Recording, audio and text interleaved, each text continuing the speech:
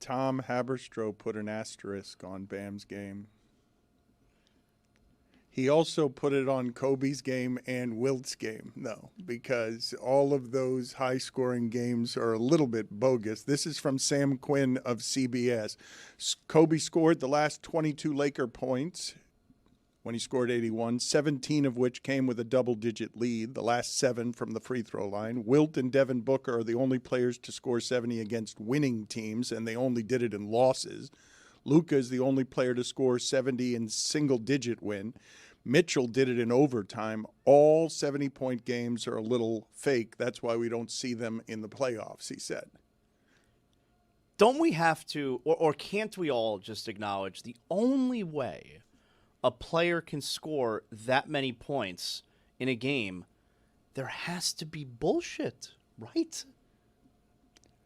I don't think that you can get to 100 without bullshit. I think in the modern game it's possible. That I do think that we will see 100 in our lifetime just because there's going to be a marksman from outside that doesn't miss. Oh, but the greatest quarter I've seen is Klay Thompson's, right? He had 37 points. Did he make 10 threes in that quarter? I think that's the scenario in which, unless the rules change, that you're going to see somebody go for triple digits. This is why I'm telling you guys, though, that the Bam first quarter is the most impressive thing I've ever seen in a Heat uniform during a regular season game. The first quarter, when you're looking at a guy who, and you've seen the stats over the last couple of days here, he made as many threes against the Wizards as he did in his first 5 seasons in the league combined. I mean, that's crazy. And he shot a bunch of them. What was funny, one of the many funny things about that is there were about 7 of them that just hit the backboard. Like, he threw 7 boulders at the rim when he got tired, when he lost his legs. That was all at the end. It was all at the end. Because did you know that he got to 70 points with about 7 minutes left in the game? And he was shooting over 50% from the field and over 40% from 3. His stats were unbelievable. And then the bullshit started. In 2015, the Golden State Warriors beat the Sacramento Kings, and Klay had 37. He had 9 for 9 from 3, and 13 for 13 overall field goals, so another 4 buckets, and he had 2 free throws. Mike, you thinking there's going to be a 100-point game because Klay's going to do that in 3 quarters. He's going to go. That was just one quarter, 37 He's going to go 27 for 27 over 3 quarters and get to 100 points. Dude, if Bam can go for 83, a Steph Curry type can go for 100. Well, I do think that we sort of underestimate the amount of stamina that takes. I've heard him interviewed some, but I haven't heard anyone ask him if he's ever been that tired at the end of a game, because I can't imagine he's ever been that tired at the end of any game he's played. His jersey was a different color than his shorts. I had someone say to me yesterday that his jersey was black at the end of the game. That's a red jersey. Basketball, basketball, basketball. Basketball is back, Jack. Time for our favorite winter sport. The summertime is over, so let's head down to the court. Time for the tip-off. Give me fast breaks on the attack. Will you shoot a 3 or take it to the rack? Basketball is back, Jack. It's a dream shake down in the post, or a killer cross you love the most. When the offense tries to run and gun, is it man-to-man or box and 1? It's big plays and talking smack. That's how you know that basketball is back, Jack. Let me hear you say basketball, basketball, basketball. Basketball is back, Jack. 360 dunks and pick and rolls. And we're gonna watch it every day till they raise the Larry O. Hard fouls and hook shots. A dagger 3 and hack a shack. If you say this game's the best, I'll say Zagak. Basketball is back, Jack. Basketball is back, Jack. Basketball is back.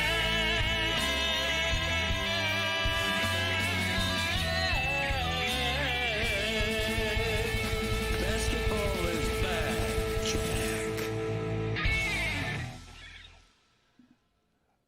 follow me up a logic ladder here. Would everyone here agree that in basketball, defense is equally important to offense? Yes. Everyone here would agree with that. Even though we celebrate offense wildly disproportionately, we would agree that defense is as important. I speak for everyone. You would also agree that we do a very poor job of talking about it well, measuring it well. Offense is easier to see, right? So Mike Ryan has understandably grown tired of Bam Adebayo as the lead thing for something that has been a play-in team. But would you agree, or is it blasphemy to say, based on what I just said, that Bam Adebayo to the Miami Heat's defense has been what Dwayne Wade has been to their offense? Yes or no? I disagree with that because Bam Adebayo to the Heat's defense has not given the same results as what Dwayne Wade to the Heat's offense. And I think the example that you just cited is why offense is more important than defense, because Dwayne Wade and his offensive game has beaten tremendous defense in the playoffs in moments that you've absolutely needed it. And Adebayo knocked out the Celtics at the rim in the bubble with defense in the playoffs. The reason that I say this and the reason that I disagree with what Zaz just said, Bam's defense, and this is why the Heat won't trade him, Bam's defense always makes them top five. I saw Wade be great at offense and them not be top five. They're always top five, and it's always because Bam Adebayo is at the center of their defense. Have we ever remembered a play from a game one in a series the way that we remember Bam's? Because a lot of people think it's Mandela effect. A lot of people think that the series was won on that play. It was game one. If he doesn't make that block, they probably don't win that series. Was the Allen Iverson over Ty Lue game one? Yes. Yes. Oh, there you go. That's a good That was example. better, yeah. And Actually, that's a much better. That's Perfect a GOAT example. game one. yeah, because they lost. The Sixers won the first one in L.A. Everyone was shocked, and then the Lakers won the next four. Like, what happened there? And it's one of the most iconic moments in basketball. In a 5-game, on the wrong end of a Gentleman's 5-game. sweep, Dan. Was Matt gentleman's Geiger sweep. on that team? I think Eric Snow was the point guard on that team. Allen Iverson dragged a bunch of bums. Did to you the see playoffs. Eric Snow at the reunion? Yeah, but that's not new. No, I'm just what? I can't talk. I'm catching up with my friends. Did you guys see Eric Snow at that? Yeah. All right, I'm not going to say what everyone's thinking. I saw Pat Croce. You guys see him? He looks good. Well, you just said what you weren't going to say. By saying that Pat Croce looks good, you just said what you weren't going to say about Eric Snow. We didn't comment on Antoine Walker at the 20-year reunion. Why are we doing that? This is something. Well, Dwayne Wade was talking about the lack of buzz in town, and are you guys willing to follow me down the path of the Miami Heat, who know more than we do, are unwilling to trade Bam Adebayo because they think he is to their defense what Dwayne Wade is to their what Dwayne Wade was to their offense. It's regardless of whether you want to split hairs on it or not. It's pretty close.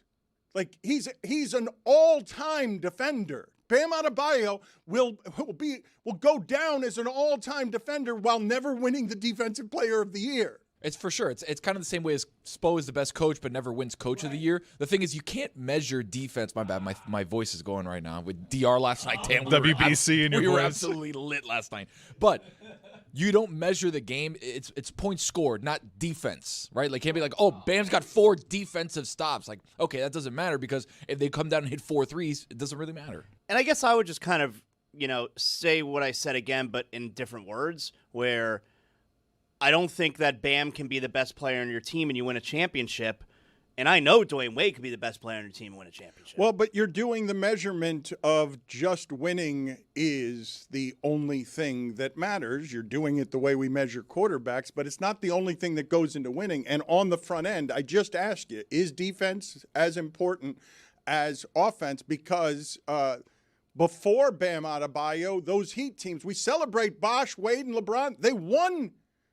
Their defense was great. Like they made a bunch of mid-range jumpers against the Spurs because Pop figured out how to get them to just make mid-range jumpers. But they are every year a top 5 team with Bam at the center of the defense. It's the core principle philosophy of almost everything they do.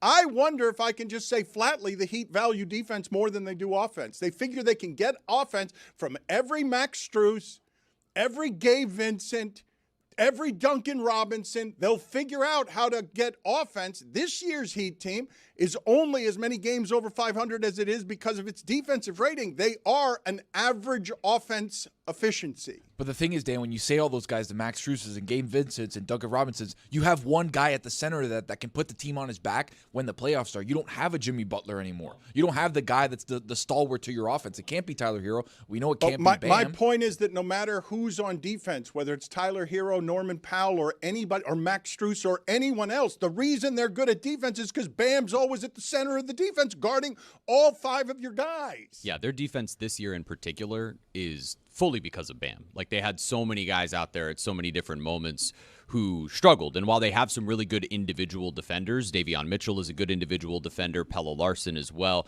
Andrew Wiggins having one of the best seasons of his career on both sides of the ball.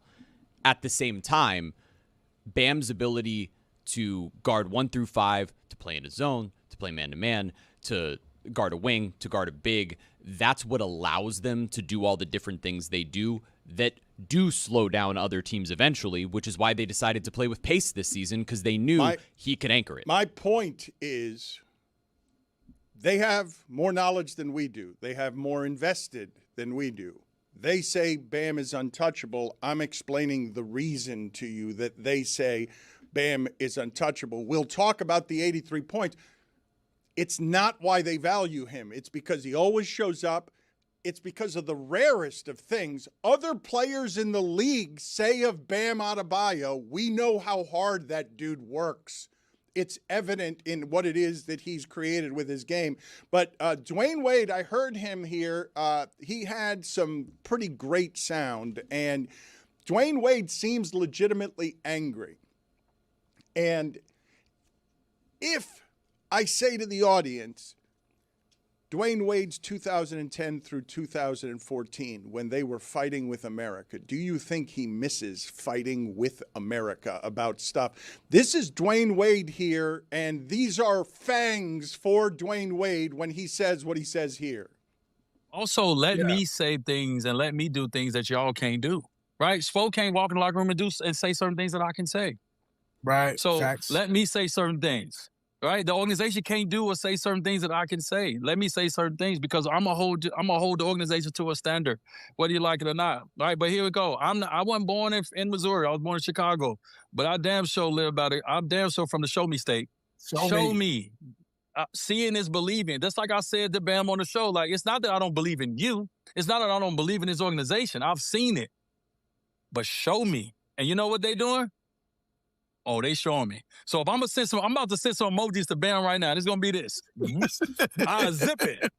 I zip it as long as you gonna keep showing me, baby. Show me that you are one of them dudes that we know you are. And that's what you're doing right now, and that's what the Heat is doing. So let's go. Let's go. Sounds like a victory lap to me. He's like, yeah, I told him to play harder, I told him to play better, and they're doing it. I think he likes being able to do this, where he could talk. Like he said, Spo can't go in there and say all this. I think he likes being able to say these things with no repercussions now, things that he probably couldn't say when he was playing. He called them a play-in team. He pissed them off. He pissed them off by saying there's no buzz around that city. They don't have somebody who was me or Jimmy or a star. And so he ended up agitating them. Let's get to some more Dwayne sound here because there's a killer quote in here. Just a killer quote from him. The Heat's in the sixth. Yeah, we got a couple. Yeah, we got a couple weeks left. Right, and then sixth place, and then we could get to the 5th place, and then you could possibly play Cleveland that first round, that 4-5 matchup. What's up? They got I like Cleveland. I like James over there, but you know what? They only been playing together for a little while. Like, yeah, you can make noise. You can have a year that, you could be proud of. It ain't just about winning championships. Like, ultimately, yes, we want to win championships, but you got to take steps to get there. You got to build these steps, right? And so this is a building year. So let's build. And so the end of this year going to show us what we going to build into for the next season and what the team going to be able to do in this offseason about what we do and how we finish this year. And so I'm going to say we until the day I ain't here no more because our blood, sweat, and tears, dog, was left in that state. Yep. Yeah. Yep. And also, too, don't give me a county. Don't name it after me if y'all don't like that. I'm going to always hold us to a standard, baby. It's Wayne County. It's because it's a standard that's there. That is a killer dismount. Do not name a county after me if you don't want to abide by my standards. You could tell that he started cooking, then he's like, oh, wait a second, I got one more. Hold on a second. How about this one? Don't forget the county line. County. How do you think Jazz fans experience that? Do they care? Like, this guy is supposed to be part of our Who organization? cares about the Jazz? Well, there's never been anything like that, has there? A guy who owns a part of another team and is still representing this one down here. Tom Brady. Yeah, I guess. I mean, he wouldn't even say he roots for the Patriots in the Super Bowl. The Super Bowl. He no commented whether he was rooting for the Patriots. It's not quite this, where he's going after the individual players. He did piss off Bam Adebayo, but one of the things that is always funny about media members and fans and how they react to conflict in a locker room, those guys thrive off of conflict. It was Ray Allen who actually taught me. He's like, nobody in here is in their feelings on anything. Like, they pissed off is fuel. Pissed off is something that, Dwayne Wade learned in an organization where Shaq and Mourning would go face-to-face with Riley, and it seemed to everyone there like they were going to fight. And then, Shaq and Mourning would get kicked out of practice because they thrive on conflict. They create it.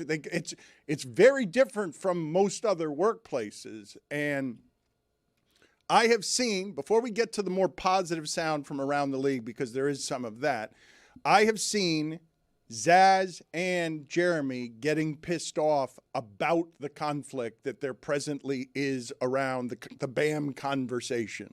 Yeah. I mean, it's why, and I said this yesterday, I really wish they pulled him at 81 because I think the reaction would have been so different. And I'm annoyed and I'm offended at some of the reaction, which Bam does not deserve. He did nothing wrong, and I just wish Bam was getting the respect and the adulation over these last 36 hours that I think he deserves, and it's played out exactly the way I figured it would play out. And some of the things that I've heard people say out there, it's offensive to me as a Heat fan. Yeah, I think there have been some voices that have been weak on this, like Lakers fans in particular, who are trying to discredit what this is. You expect that, though. Right, but you know what I was taught is that Mamba mentality is continuing to go for records, for continuing to score, that if you're getting triple teamed... Wait a second. Why would you undermine that? I was going somewhere. That was going to be a good clip for social, and you ruined it. He can't culturally appropriate the Black Mamba. He didn't say black. He can't do it. I didn't say black. You said black. He can't do it. It's because your every word says white. Yeah, well, look at me. But the Mamba mentality would be continuing to go out there. You think that Kobe Bryant would have taken himself out to honor some other legend rather than setting a record? Mike and Tony both reacted the same way. I saw it sweep over the room, okay? And it was like watching one of these tsunami movies. When I saw it sweep over the room, they both absorbed what you were saying. I learned from Mamba. That's what the Mamba taught him. What I have learned from Mamba, they both react by just laughing at the general tone of you. Someone cut that up, because I don't think I said what I've learned from Mamba. I said what I've learned about the Mamba mentality. And when I said that in here before, when I rehearsed the line, I looked at Tony and I said it, and he was like, oh, that's a bar. Dude, whatever you said. You rehearsed the line? Sounded so white. I pitched it out there, You rehearsed it. Minor penalty, 2 minutes for explaining the show. Wow. You rehearsed that line like Wade County? Like No, I said it. I went, hey, you know what? I don't think that's Mamba mentality. And Tony was like, that's pretty good. Wow. I'm not going to stop saying Mamba mentality. I had an opportunity here. The clip yesterday took me out of context. You rehearsed that? That was rehearsed. A line that halfway through it, you got through it, and you were serious rehearsing your movie poster line, and Tony and Mike were trying to stifle laughter. Dan, he threw it up to me, and I was like, ooh, that's good. But the problem is, if you don't say it, if I say it, it's good. If you say it, not good. So I thought I was going to say it, but then he said it, and I was like, oh, okay. But you could have gotten away with I, of course, saying could it. get away with because that's my culture. He can't appropriate my culture. Well, now Mike is looking at you the same way that he was looking at Jeremy. Of course he would, because he's not a hooper. He's not part of our culture. It's a different story. I have some sound here from around the league, but let's start with what it is Brian Windhorst is particularly saying. As I talk to people around the league today, I've found great response from Bam Adebayo's peers. He's very popular amongst his peers. So there's that, and then the peers who are talking matter, okay? Because here's Kevin Durant. I couldn't believe it when I was hearing it in real time. It's like, he got 30 in the first quarter and then 70. Congratulations to Bam. I know how much work he puts in. I looked at the stat sheet. It's pretty crazy. 40 shots, 40 free throws, 23. That takes a lot of stamina, man. It takes a lot of energy to go out there and put those shots up and also make them, set a record. Surpassed Kobe as the second highest scoring player in the history of the game. I mean, damn. Congrats to him. That's as nice as you'll ever hear Kevin Durant talking to the media right there. Just happy about somebody doing something good. He's just sitting here saying that's positive. When he talks about the stamina, I'm going to say this part again. I don't know if you guys ever saw Ocho Cinco talking about playing against Real Madrid, practice against them when he was at the height of his Bengals powers. Fit, really fit. He's like, I couldn't touch the ball. I couldn't get close to the ball. And we were talking yesterday, I think our show would have a hard time getting over half court against the Wizards if they were trying to keep us from getting over half court, because Alex Sarr is an extraterrestrial. Like, he's just super wide and we wouldn't be able to get to the ball. And what Bam did yesterday with the triple teams impressed people who are used to triple teams like Giannis. Everything incredible. Speaks volumes in his hard work. I haven't seen the game. I have to watch the game and see. It was 36 of 43 from the line. Free throws? Yeah. It doesn't matter how you get it. All that matters that you got it. Like, in 10, 20, 30 years from now, nobody's going to remember how many free throws he shot. I don't think I remember how many shots Kobe shot or how many free throws he made or threes. All you remember is 81, Wilt, 100. Like, you don't remember that, so at the end of the day, he got 83 points. And I mean, I think logic's a little faulty there, even though he's trying to say something positive there about Bam. That reporter just trying to get him to say something bad. What was it? Before you say something good, let me tell you about the free throws. I hear in both Giannis and Kevin Durant them experiencing haters a certain way and being clear on, I'm not going to sound like a hater of this by finding all of the ways to criticize this. You can hear the smiles on both of their face, even though those muscles have atrophied on Kevin Durant's. They don't work. He has to bring in trainers and stuff to stretch him with bands to get the smile to work. But here also, not exactly a peer, but a former player. Here's Lou Williams, who knew how to score, talking about it. Super impressive. I got no complaints. I got no criticisms. Listen, when you subscribe to doing silly things, you play silly games, you win silly prizes. Washington, they subscribe to trying to stop him from getting, it looked like the 81 points, or just trying to stop him from continuing to score the way that he was scoring. We can make a case about the 36 free throws. Those were legitimate fouls. They couldn't stop them. They were fouling them. And he shot the free throws for it. I didn't see a lot of flopping. If anything, a lot of those are supposed to be and ones. If you ask my opinions, a lot of those fouls that he were getting, they were supposed to be finished because he was fouled in the act of shooting a lot of those fouls. If you look at it, the first half when he had 43 in 19 minutes, a lot of that was just bully ball, him putting his head down, either dunking on somebody, laying the basketball up, or completing and ones. And when they couldn't stop him from getting to the rim, he made three-pointers. Now, was it his most efficient night once he realized he was scratching the surface of history? Of course not. Once you get that close to the fire, I'm going for it. Toronto never doubled Kobe, right? No.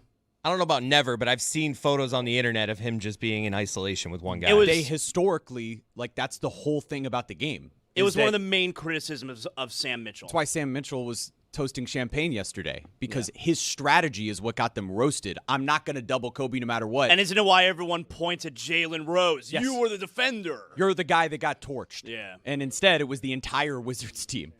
Yeah.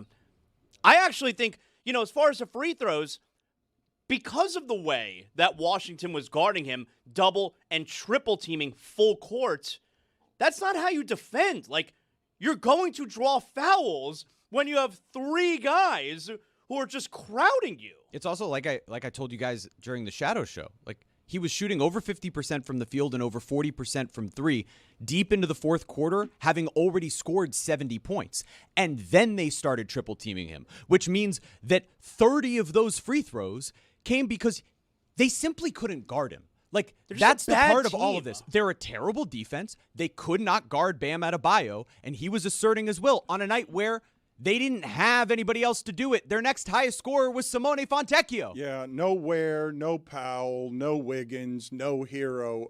But one of the things that I found interesting about this, and when I mentioned the Real Madrid Ocho Cinco example of Ocho Cinco was in his prime as a number 1 receiver in the NFL. He goes out to play with Real Madrid, and he's underestimated.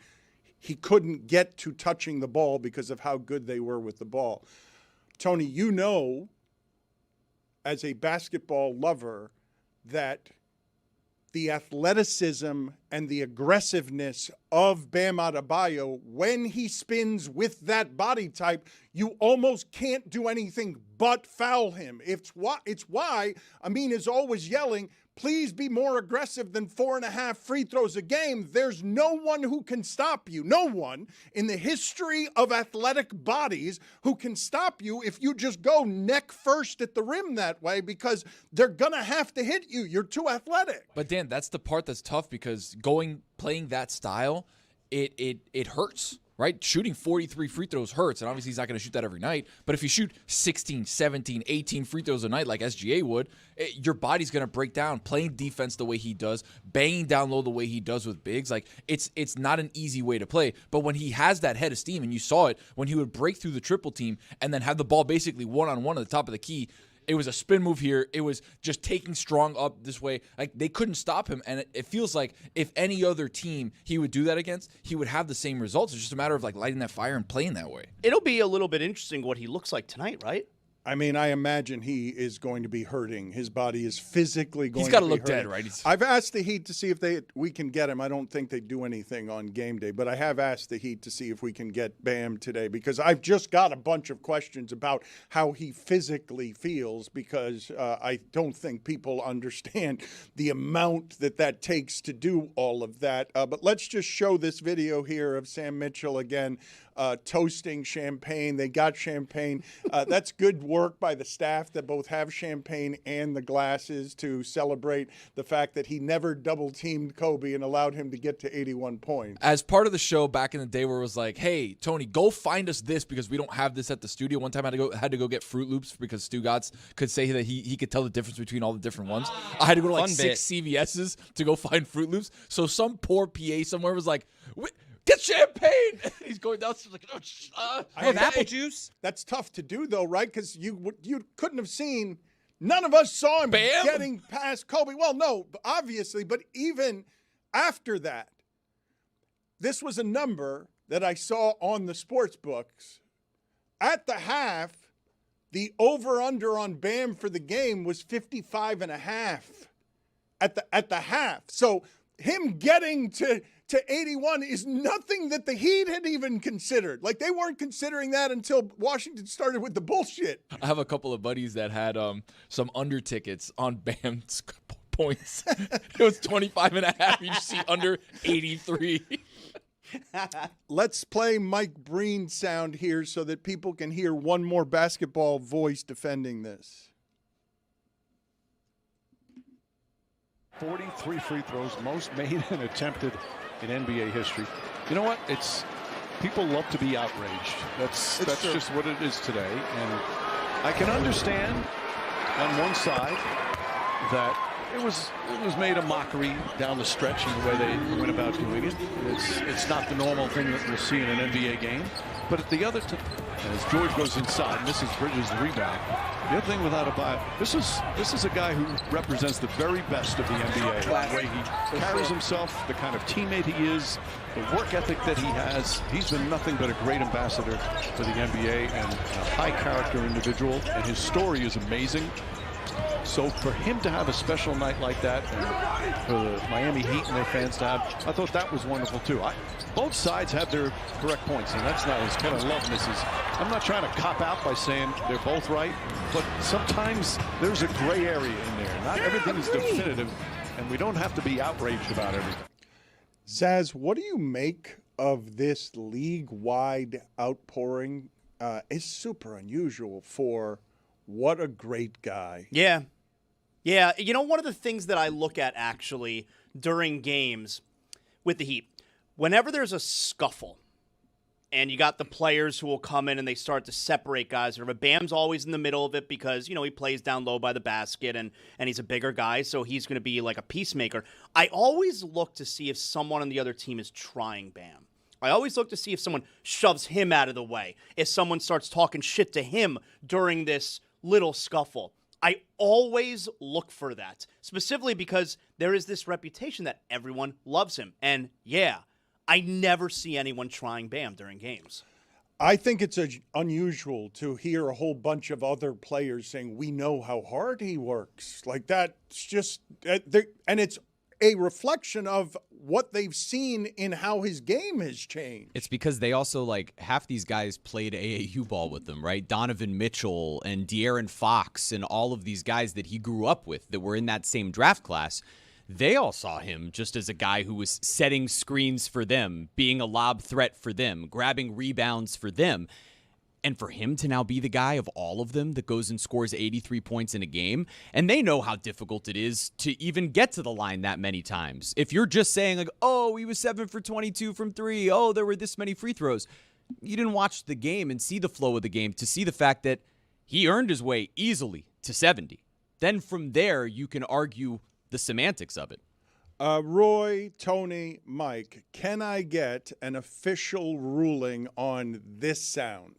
You know what I was taught is that Mamba mentality is continuing to go. Continuing to go where, Jeremy? Somewhere if Dan didn't cut me off. I didn't like it. He needed more confianza is what it was.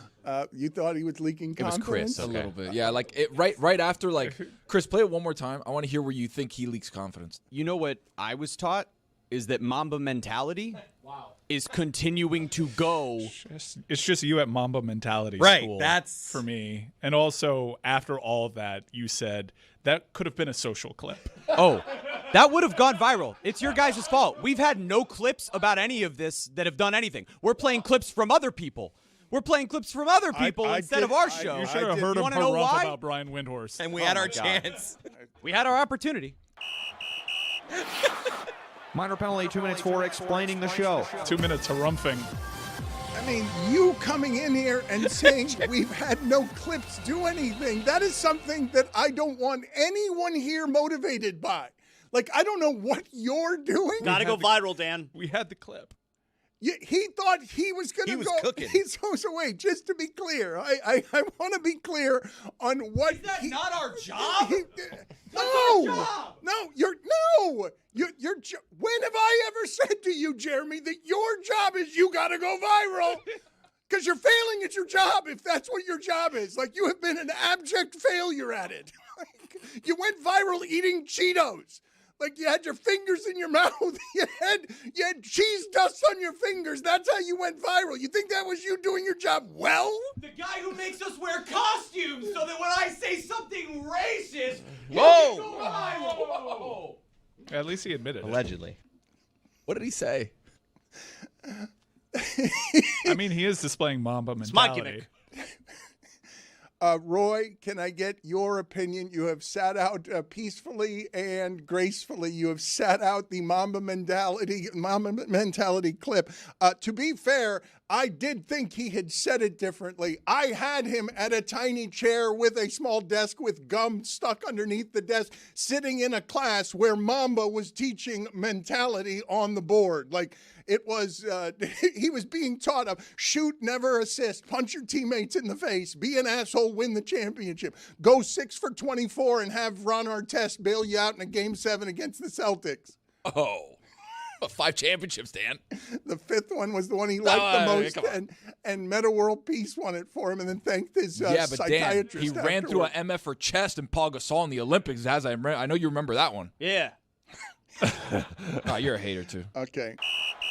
There's no way. Minor penalty, 2 minutes. Him? For No, I adding agree. Nothing. I agree. He's Me? gotta go.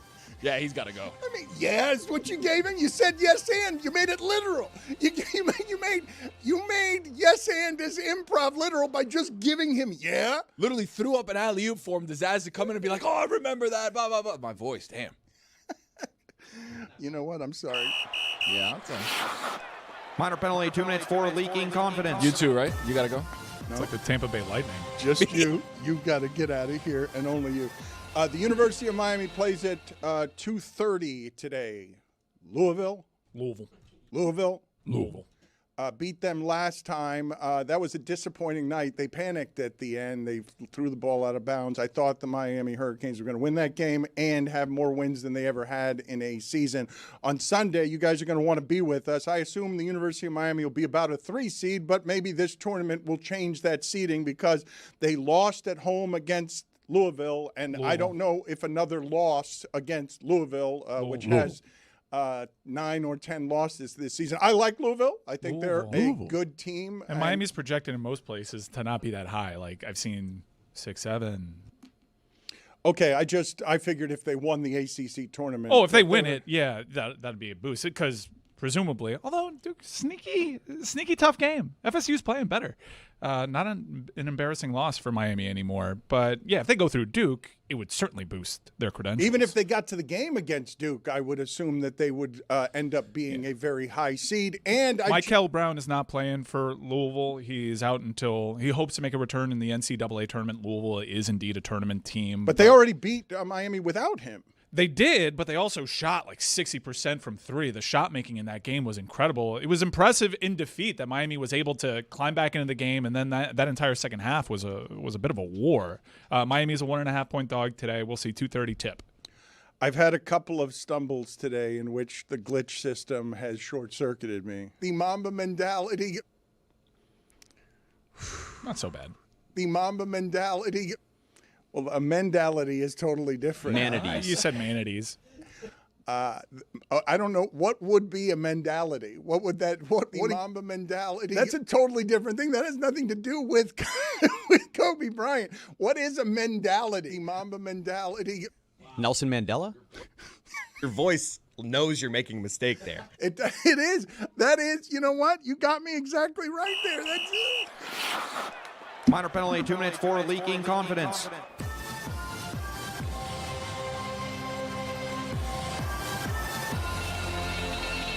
The Mamba mentality. Let's be honest here, though. After the game the other night, I can't be the only one who thought this. After the game the other night, and Bam is doing the post-game, spotlight on the floor with Kelly Sacco, and then the whole team came up and they sprayed him with water, and it was a really fun moment. I mean, how badly did Jeremy wish that was his night? Oh, man. I was sitting on the couch watching with my wife, and I was like, Jared, there's no way Jeremy's on this broadcast. I feel like we would have seen that via text earlier in the game if that was true. I have never been so jealous of anyone in my life. Were you texting Kelly? I texted Kelly with about 3 minutes to go, and I was like, you are going to crush this. But I also was – Kelly has 100 more Marlins games than I do, and I am more jealous of the fact that she did that than the fact that she has 100 more So you guys are Marlins different games. teammates than we are around here, because if that was you, I would have been texting you, you're going to screw this up. Don't choke. Yeah, don't choke. Don't stumble over your words. Did you consider – What are you going to ask? The biggest interview of your entire life here. You guys all would have been roasting me. Did you consider at any point during the game, like once Bam got to 70, did you consider getting in the car and driving to the arena? It's like, listen, I'm gonna do this. Throw on the suit, drive down there. Kelly, look, I appreciate it. I'm here. But I'm about to have the greatest interview of all time. Right. The Kanye mentality. Like, do you and Kelly have the same amount of games? Yes, we have the same amount of games. Oh, really? I did not get assigned to that one. Okay. Yeah. Super disappointing. Also wasn't in the building because it was my grandfather's 86th birthday. Yeah, but I mean, grandfather's 86, Bam 83. Well, you know. Would have been cool if he scored 3 more points. Yeah. To be fair, it would have been a Jeremy game against the Wizards where Bam has like 15 and 8. Felt like a Jeremy game. Oh, yeah. And we're just like, okay, cool. For sure. If I was there, he doesn't score 83. Like when if I was doing that game, for sure. I have tonight's game. I'll be on tonight's game between the Heat and the Bucks. He's going to be lousy tonight. He's going to shoot like 6 for 22 and have 14 points and 12 rebounds. It'll be a win because he's a Giannis stopper. But Giannis might also have like 90. I can't be the only one who thought about that. That's what was on my mind at the end of the game.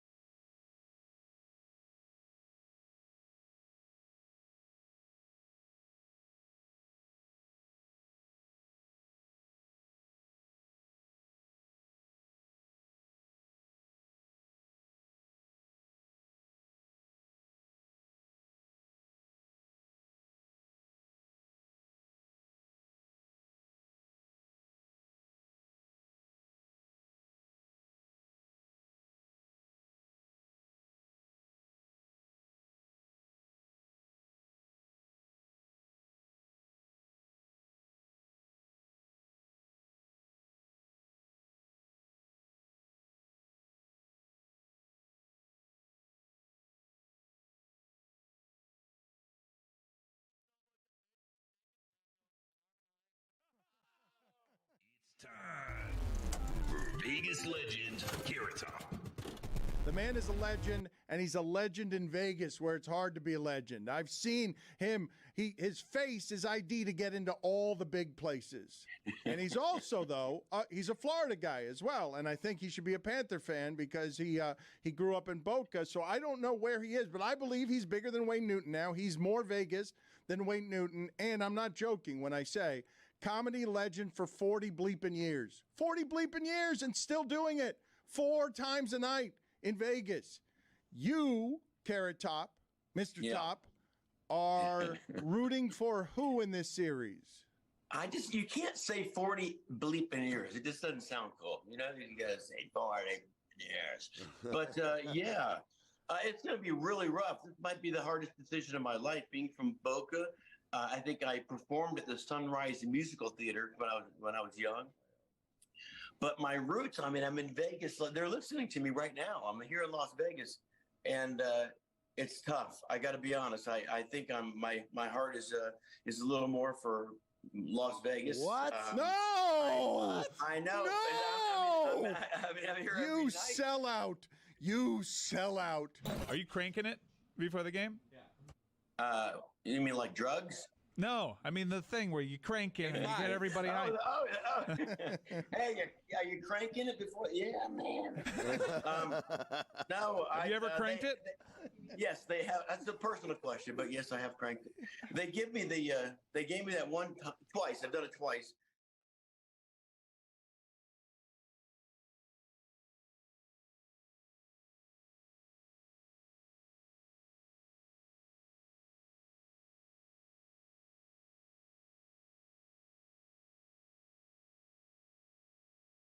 This week on Mystery Crate, we get to the bottom of what we're going to call Zaz's story time.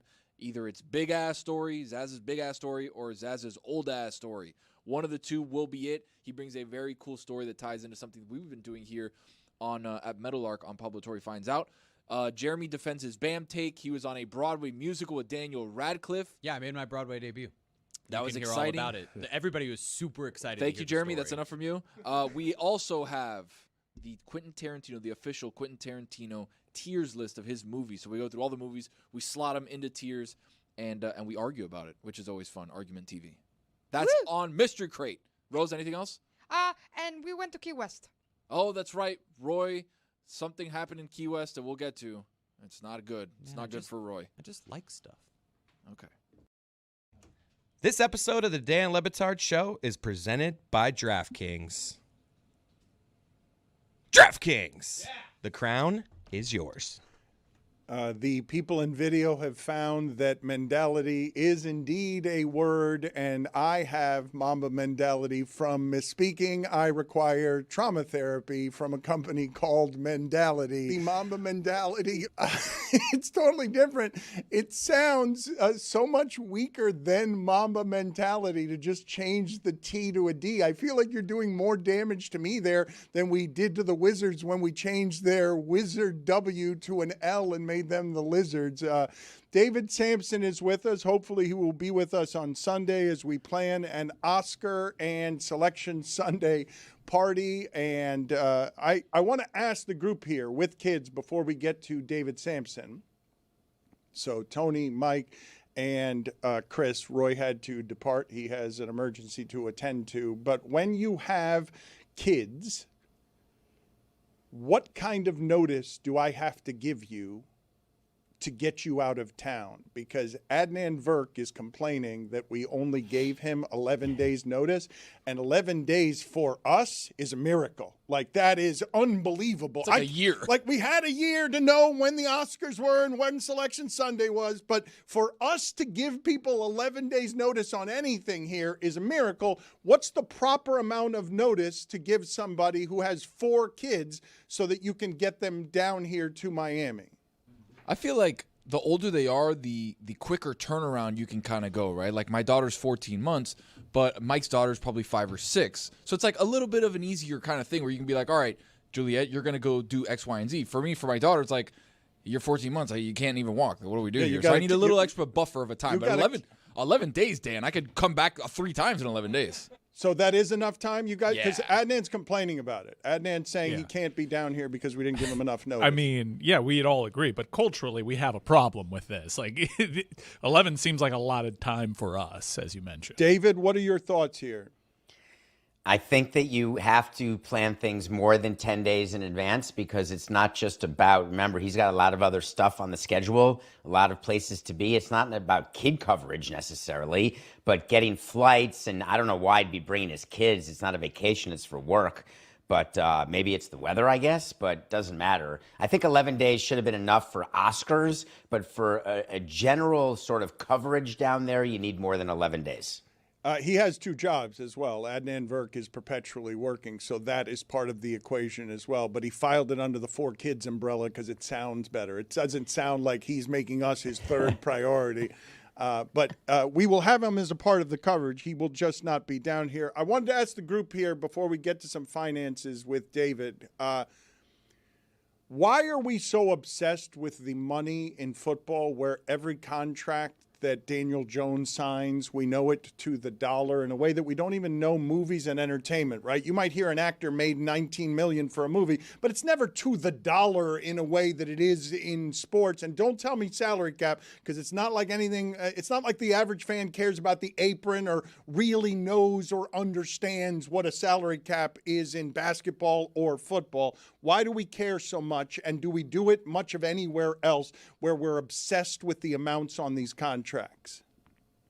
I just think it's when an actor gets a role, it's not like we know the contract beforehand, right? Like when Trey Hendrickson signed his deal for 112, they report that as part of the deal. And like Leo's making, I don't know how much for one battle after another. It didn't get reported when they started. Yeah, if they started disclosing it in a similar fashion on the front end, you would care more about it. It's part of the appeal of the sport. And no, it's not just about the cap, as you mentioned. In baseball, those contracts are reported on probably more than any of the other major sports in this country. David, though, you're old enough to remember, we didn't used to do this. I don't remember when this started, but I never knew what athletes made early in my career. That wasn't something that was known. Yeah, there were always lists. It was always leaked by the players' union, what the salaries were of all the players. And it's really not disclosed by teams. We would say terms not disclosed, but then it gets leaked and we would not deny it off the record to members of the media. but the contracts get approved by the union and by the commissioner's office, and there's always leaks within one of those two bodies, and there's also leaks in your organization. The reason why we're obsessed, we're all obsessed with money always. We get the Forbes 500, the Forbes Fortune 100, 500 companies, who are the richest people.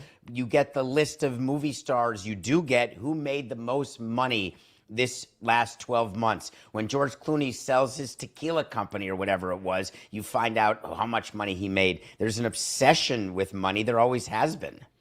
David, I'm telling you that at the beginning of my career, I know baseball has fiddled with this because the agents do want everyone to know what their client is making. And I think baseball started this. I do remember the John Koncaks of the world, but there was a time very early in my career where I simply did not see numbers and athletes getting this kind of coverage for the numbers. This was not always the case. Well, the numbers are so different now. They're out of this world. When you can have schleppers at the end of the bench making $5-10 million, and you mentioned CONCAC, the young people may not understand that, but that has become the example that's used for what it is when you have to get to a salary floor where you just have to overpay people who stink. And that's what the NBA is right now. There's so many overpaid guys because they've got to get to a number. And in the NFL, it's sort of the opposite in a lot of ways, where you're finding that the cap can really be a constraint on the team building in a lot of ways, and how you have to try to avoid the cap. So baseball, I don't know where you were, Dan. You just weren't focused on it, but the numbers have been around for 50 years. To David's point, I remember when Dylan Brooks got cut by Memphis, everybody's like, man, he's never going to get another job. Houston's like, hey, we need to raise the salary floor. Give him $84 million over 4 years. He ended up being a decent player now with Phoenix. But it's like numbers like that stick with you. And I don't know if it's the numerology of like for me, it's Austin Crocier. They paid him $53 million, and I was confused by it. But the reason I bring all of this up is at least in part because what I've just seen happen in football. Do you guys know what Kenneth Walker got off the top of your head, right? This is a Super Bowl MVP. Off the top of your head, do you all know what Kenneth Walker got from the Chiefs? I do, so I'm gonna refrain. I do not. I don't. I know he got 3 years, but I have no idea what the number was. He got 3 years, $45 million. And to me, it was a little bit strange, right? That's Bradley Chubb money. This is the Super Bowl MVP, and it's not just the Super Bowl MVP. Kansas City was very bad at 10-yard runs last season, and Kenneth Walker was very good at 10-plus yard runs. I would think that would have more value than Bradley Chubb. I would think, are you guys aware? Jalen Phillips just got 4 years, $120 million. Kenneth Walker is younger than Jalen Phillips, and his body is in better condition than Jalen Phillips. And Jalen Phillips just got 4 years, $100-something million. Yeah, but this is all positional value in the NFL. Yeah. And it makes perfect sense. But when you mentioned Kenneth Walker, there was a clip that we missed from the championship celebration. I'd love to get your take and David's take. David, do you think John Snider, the Seahawks GM, might have tipped his hand here on how the negotiations with Kenneth Walker were going? This is video from the championship parade. To Ken Walker being the MVP, let's go! Woo!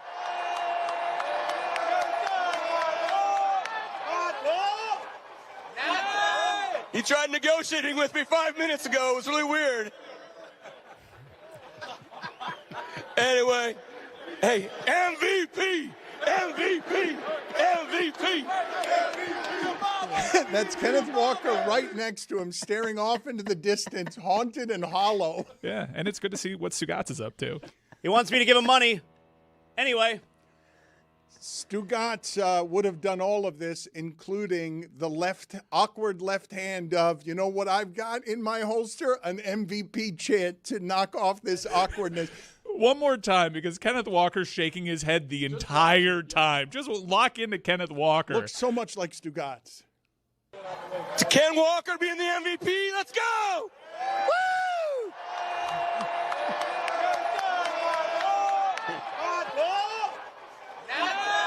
He tried negotiating with me 5 minutes ago. It was really weird.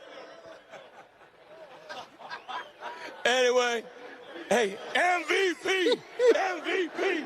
MVP! All right, hold on. I want to analyze all of this. But, Samson, first, your thoughts. And please, Chris, I want you to just isolate for me the unbelievable silence at a celebration parade because the awkwardness neutered all of the noise in a way that made you be able to hear 2 or 3 awkward, isolated laughs at a parade because the general manager had just done something so stupid. David, your thoughts on that?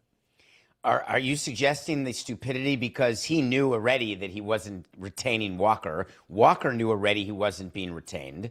So there was nothing to surprise. Walker may have been thought that he was being embarrassed by that, by the disclosure of a negotiation, but it wasn't a negotiation. What happens in those parades, or what would happen, when you see each other in the lunchroom, like, hey man, you got 60 for me? I got 60. Come on, I need 60. And the GM's like, dude, come on, man. No, I don't got 60. I'm sure they had a very honest conversation about it. So I don't think there's bad blood. Not re-signing an MVP, the Super Bowl, big whoop.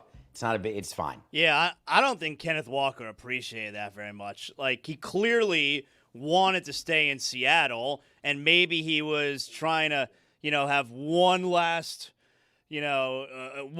gasp at trying to get the GM to keep him. And John Snider, this guy over here thinks I'm going to pay him. I don't think he liked it very much. All right. No, he did. He clearly did not like any of it, but I need to play all of this again, the entirety of it, because, first of all, this is just great video. One, I can't believe how much the best general manager in football looks like Stugotz, but also how he barrels through the awkwardness. Watch the specifics of the left hand. First of all, you've got a red Solo cup in one hand. Of course you do. And after the awkwardness, the fact that the left hand goes out, tell me you guys don't recognize Stugotz just in this sausage finger left hand situation. To Ken Walker being the MVP, let's go! Woo!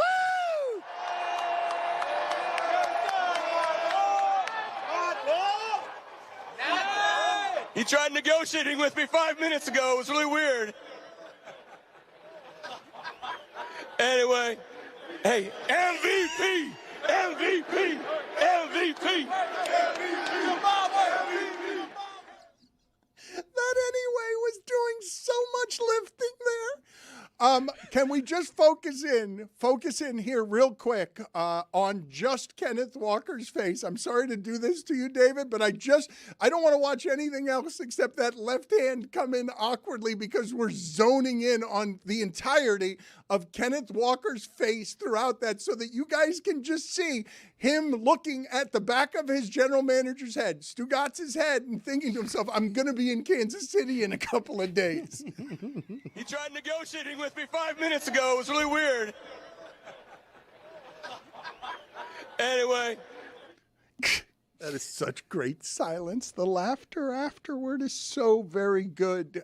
Can you take us through, David, the Max Crosby situation and what it is that you found most interesting about what happened there? Are the Raiders now, can the Raiders even sign all those guys they signed, or do they have a problem there with being able to sign the guys they signed because now they'd be over the salary cap again if they have Max Crosby? Well, there were certainly announcements made, but it's unclear whether or not there were actual agreements signed and whether the players that the Raiders purportedly signed are part of their roster. You're not officially on a team until you're entered into the computer where you are added to the roster of that team, and that's when you start with all the cap calculations, etc. What surprised me was DeCosta coming out and saying he was gutted. Well, guess what? It was your decision. You failed him. I've had plenty of guys who come in and their shoulders are, torn up and their elbows look like crap and they've got arthritis in their hips, and you just do the trade anyway. What's the difference? He was in charge of that, and so you can't both be gutted and deny the trade. You could say that they were embarrassed. Maybe they realized they gave up too much, and once they lost their center and they lost 2 first-round picks, they were like, well, maybe we can pivot to Hendrickson. They chose to do that, but then don't say you're gutted. And if he failed his physical, then don't say you're gutted. Just say, hey, we've moved on, and we couldn't be happier with Trey Hendrickson. Life happens for a reason. So I thought that his take on it was supposed to make us feel badly for him, and I certainly don't. Well, let's play that Eric DeCosta sound, the Ravens general manager, for the audience. We don't have that sound. I'm getting it right here. Okay. I was told that we had that sound. I do want to ask, though, David. I know, look, it's Bush League, what Eric DaCosta and the Ravens did. I understand that perspective of it, and it looks bad. But isn't this literally what the 2-day illegal tampering period from Monday afternoon to Wednesday afternoon when the league year officially begins? Like, isn't this what that 48-hour period is for, where it's, hey, we just came up with an agreement, and as long as everything checks out, we'll make it official on Wednesday? Like, did the Ravens really do anything wrong? Yeah, no, you get that 48-hour period. You can get that whenever you want. Whenever you make a deal, you sign what's called an LOI, a letter of intent. And in that LOI, it's not binding because there are outs for physicals. Sometimes you can do an LOI with an out for an owner approval. Those are not as popular, but if you sneak that into a trade agreement, like, hey, we agree to this trade, but we got to get final sign-off by the owner, that's always funny. But you have sign-off by the commissioner's office is required, and then you have a physical, and either you pass or you fail. Either you accept the LOI and make it into a binding agreement, or the trade just goes away. And in this case, the trade just went away. I don't blame either side of it, but if you're the Raiders, it stinks because clearly they've got to come out and they've got to tell the other 30 teams that they're dealing with, not counting themselves and the Ravens, and they've got to build Crosby's value back because we love to call on players who we know had an LOI, but then a trade didn't go down. We would call and say, hey, we'll take them. But by the way, we're offering 10 cents on the dollar, but you obviously need to move them for a roster spot or for money or for whatever. We'll take them. So I assume there are a bunch of snipers trying to get Crosby right now, and that's a bad thing. I wouldn't assume that. I think they've told everybody in the league he's damaged. I would not assume that. That's an awful lot of stuff to give up for a guy who has declined the last 2 years, at least in part because his body doesn't work right. That's what a sniper is. That means you offer less. There's no 2 first-round picks out there right now for Crosby. The sniper comes in and says, I'll give you a 4th rounder and a conditional 2nd rounder because if you got to move them, you got to move them. And then that could be the makings of a deal, at which point the Raiders are like, this is ridiculous. I'm not going to trade him at his low like this. That's the risk you take when you enter into a trade agreement pending a physical, is that the quality and the value of your asset will decrease. So the Raiders apparently have told all of their free agents who they've come to agree to terms with, they've told all of them, we're still honoring these deals. We do have the money. So apparently they are going to be able to afford them. But like David, Max Crosby late last night put out a tweet saying, everything happens for a reason. Believe nothing you hear and half of what you see. I'm a Raider. I'm back. Run that shit. And it's a gif of The Undertaker being born again, coming out of a casket. Does that mean, did the Raiders then tell him, okay, we're definitely not trading you? Like, why would he put that out?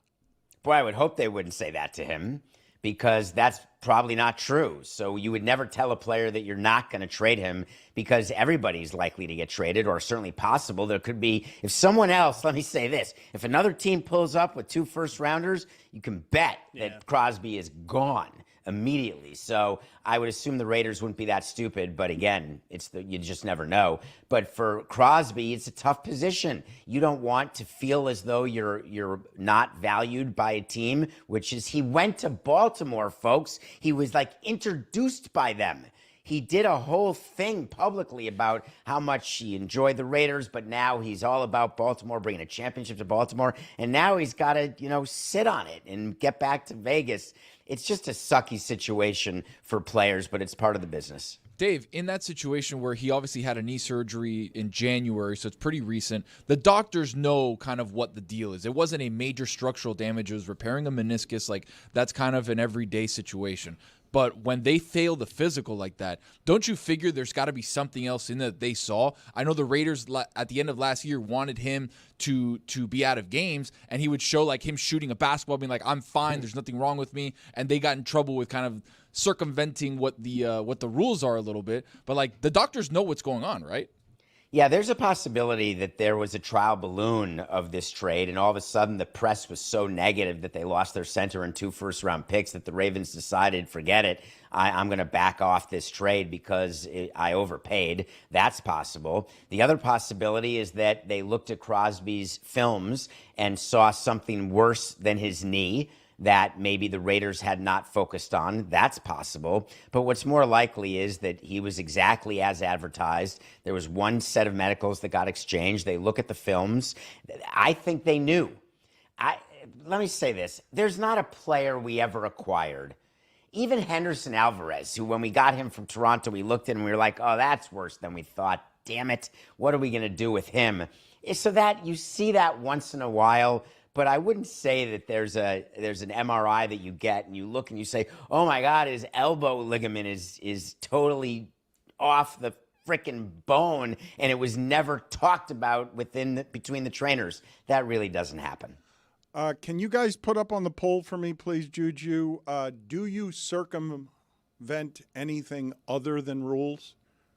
Like when you use the verb circumvent, is it used for anything other than rules? I also want you guys to put on the screen before we play the entirety of the video, the look of a very scared Eric DeCosta. You guys tell me whether the Ravens general manager here looks frightened to you as you see he's got to answer questions about doing business poorly with the Raiders. Go ahead and cue that sound.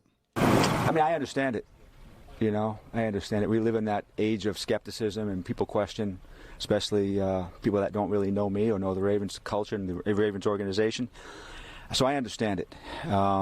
As I said at the beginning, we've got a responsibility. I've got a responsibility to the Ravens, to this community, to our fans, and to Steve Bisciotti to do what we think is best for the club. And that's what we always try to do. Every decision we make is based on this idea, is this the best thing for the Ravens? It's very, very challenging. Again, I understand how people might, maybe from afar, would feel that way. But nobody's more upset about this than me. Gutted by it, actually. And so a big regret for me. But we will move on as a football team, and I think there's many, many opportunities for us to grow as a team, to become a better team, to build a roster. I don't know. I think the Raiders are more upset. Me too.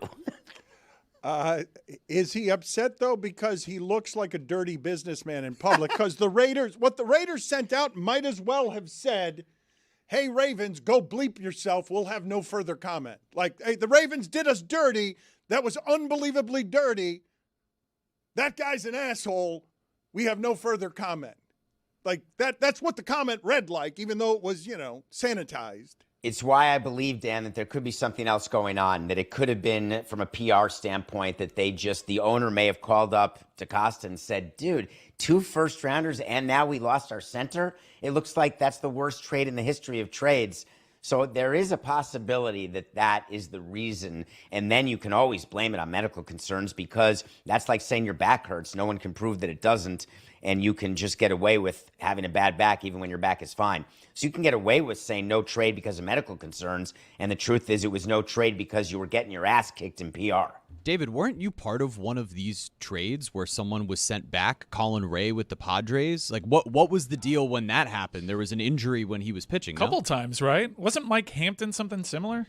Well, no, Mike Hampton just wouldn't be a Marlin. He just did not want to. He didn't want to come to the Marlins. School systems in Colorado. That's why he signed with Colorado. But when we wanted to trade for him, he wouldn't come here because he wanted to win a championship. And to do that, he had to go to Atlanta. And the irony is we won the championship. Atlanta didn't. He and I had a funny talk about that recently.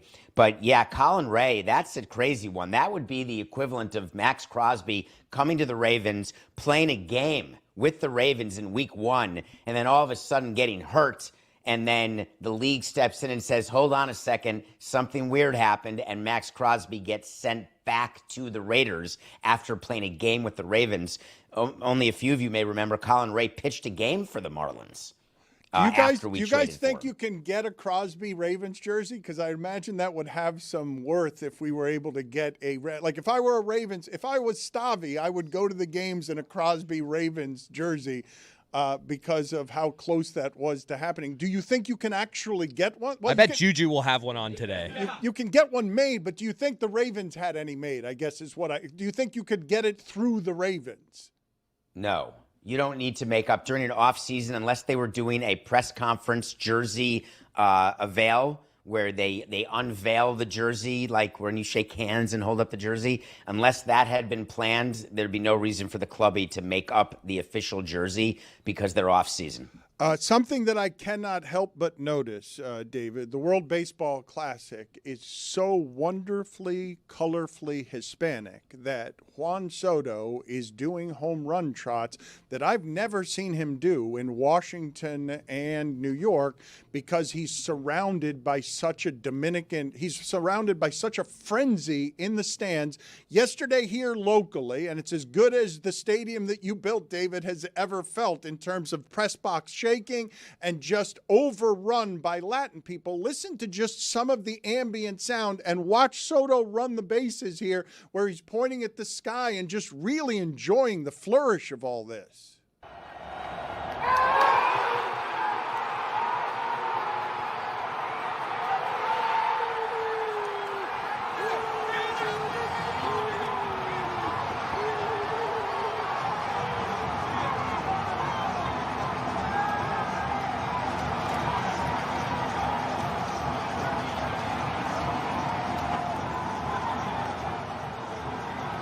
Tony was there, and he'll have some stuff for you tomorrow on that because he says the whole place was shaking. Listen to the ambient sound on Fernando Tatis hitting a home run.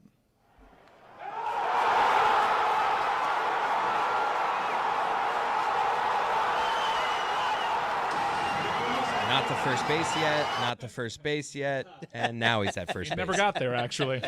He's still walking around. It was some of the most incredible baseball. The vibes were so high, and every time that somebody would come up to bat and you'd hear the crack of the bat, the place would explode. You couldn't even hear after a certain point. And you would watch the guy's bat flip 45 feet in the air. Soto threw his bat basically to the dugout. Tatis was incredible. Soto was incredible.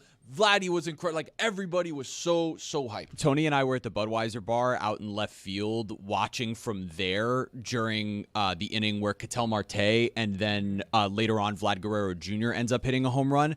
And when Guerrero Jr. hit the homer, not only is the entire area exploding, people throwing their hats, dancing with each other, but also as Vladdy crosses home plate, and I couldn't see exactly which two players it was from where we were, one player hops on another player's back, and he sprints down the first base line with the piggyback going on. It was insane. The energy level and the noise was amazing, David. I'm so happy that you guys enjoyed that. Oof. That's, Oof.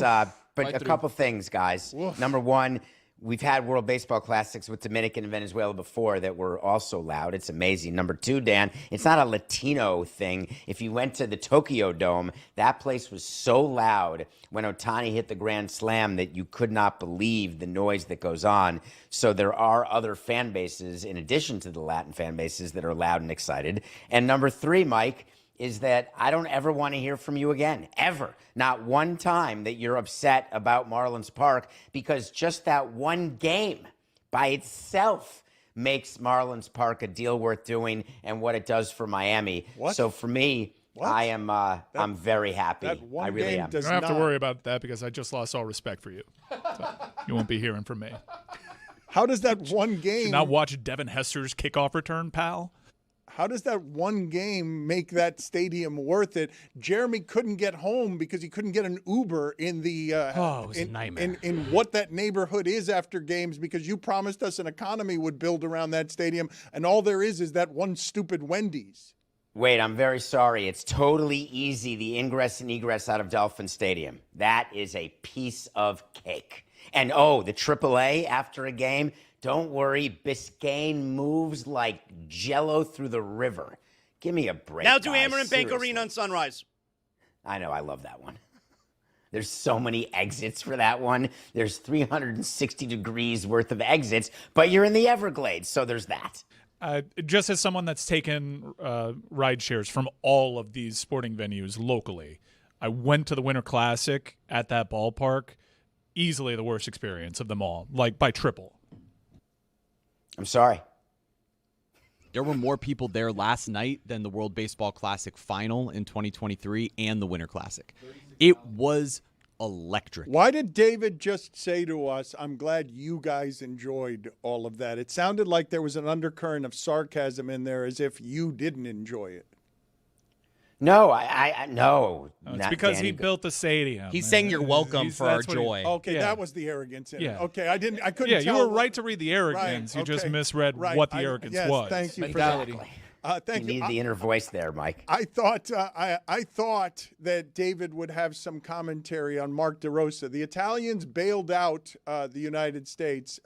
Where I wanted to get with you guys on what you regard, we did a little bit of this yesterday, as the worst mistake you've ever seen someone in the position of Mark DeRosa make. Because I believe that if Mexico had beaten Italy to knock the United States out of that this would have been an all-time mistake that people would have remembered and associated with Mark DeRosa's name for the rest of time, even above his Major League Baseball career. But because Italy beat Mexico, it's going to be a footnote and an afterthought, and it's not going to go down as an all-time mental error from a manager thinking the United States had already advanced before they had actually advanced. I mean, these are the rules of the tournament. Maybe Dave has some good examples. Like previously, I would say Nathaniel Hackett managing the clock to the point to settle for a 64-yard field goal. It basically, like, he got fired before he could finish his... Eberflus at the end of that Thanksgiving game. Yeah. There was another. Was it another Thanksgiving game? Steelers Lions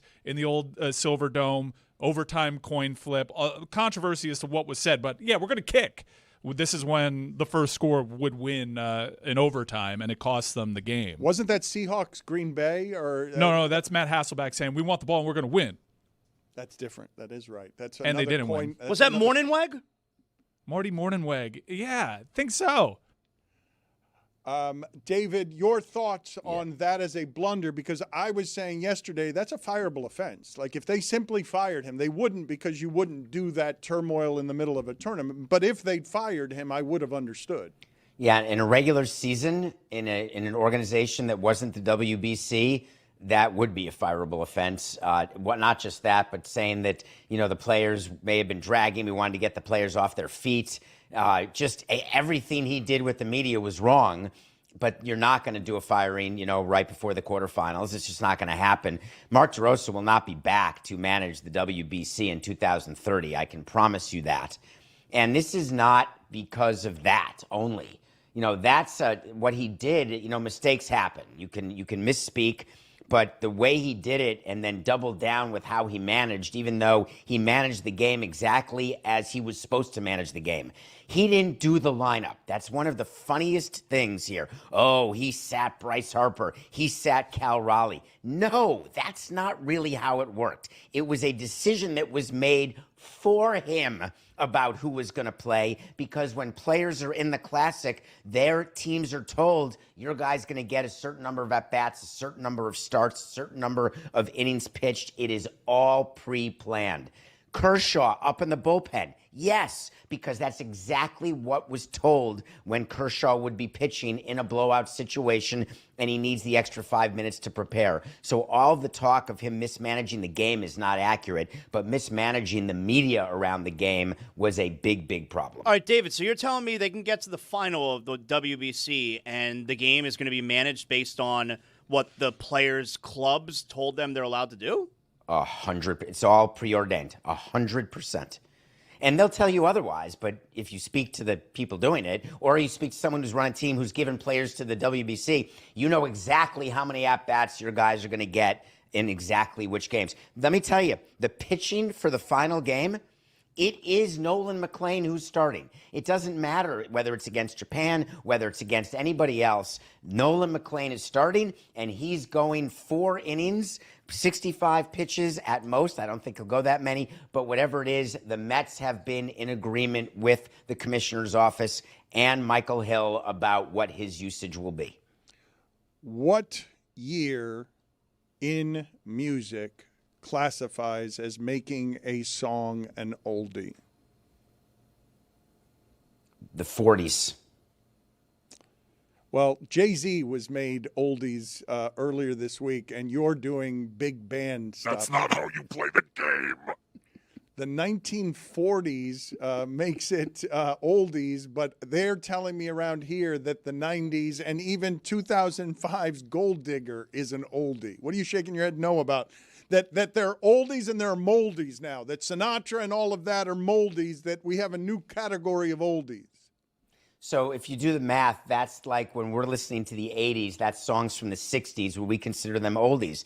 And the answer is yes. If you're in the 2020s listening to the 2000s, that's 20 years ago, I guess that's an oldie. God, that makes me ancient, but yeah. I'm going to change my answer, and 2000s are now considered oldies. That's the line of demarcation I came up with, the Marlins World Series, 03.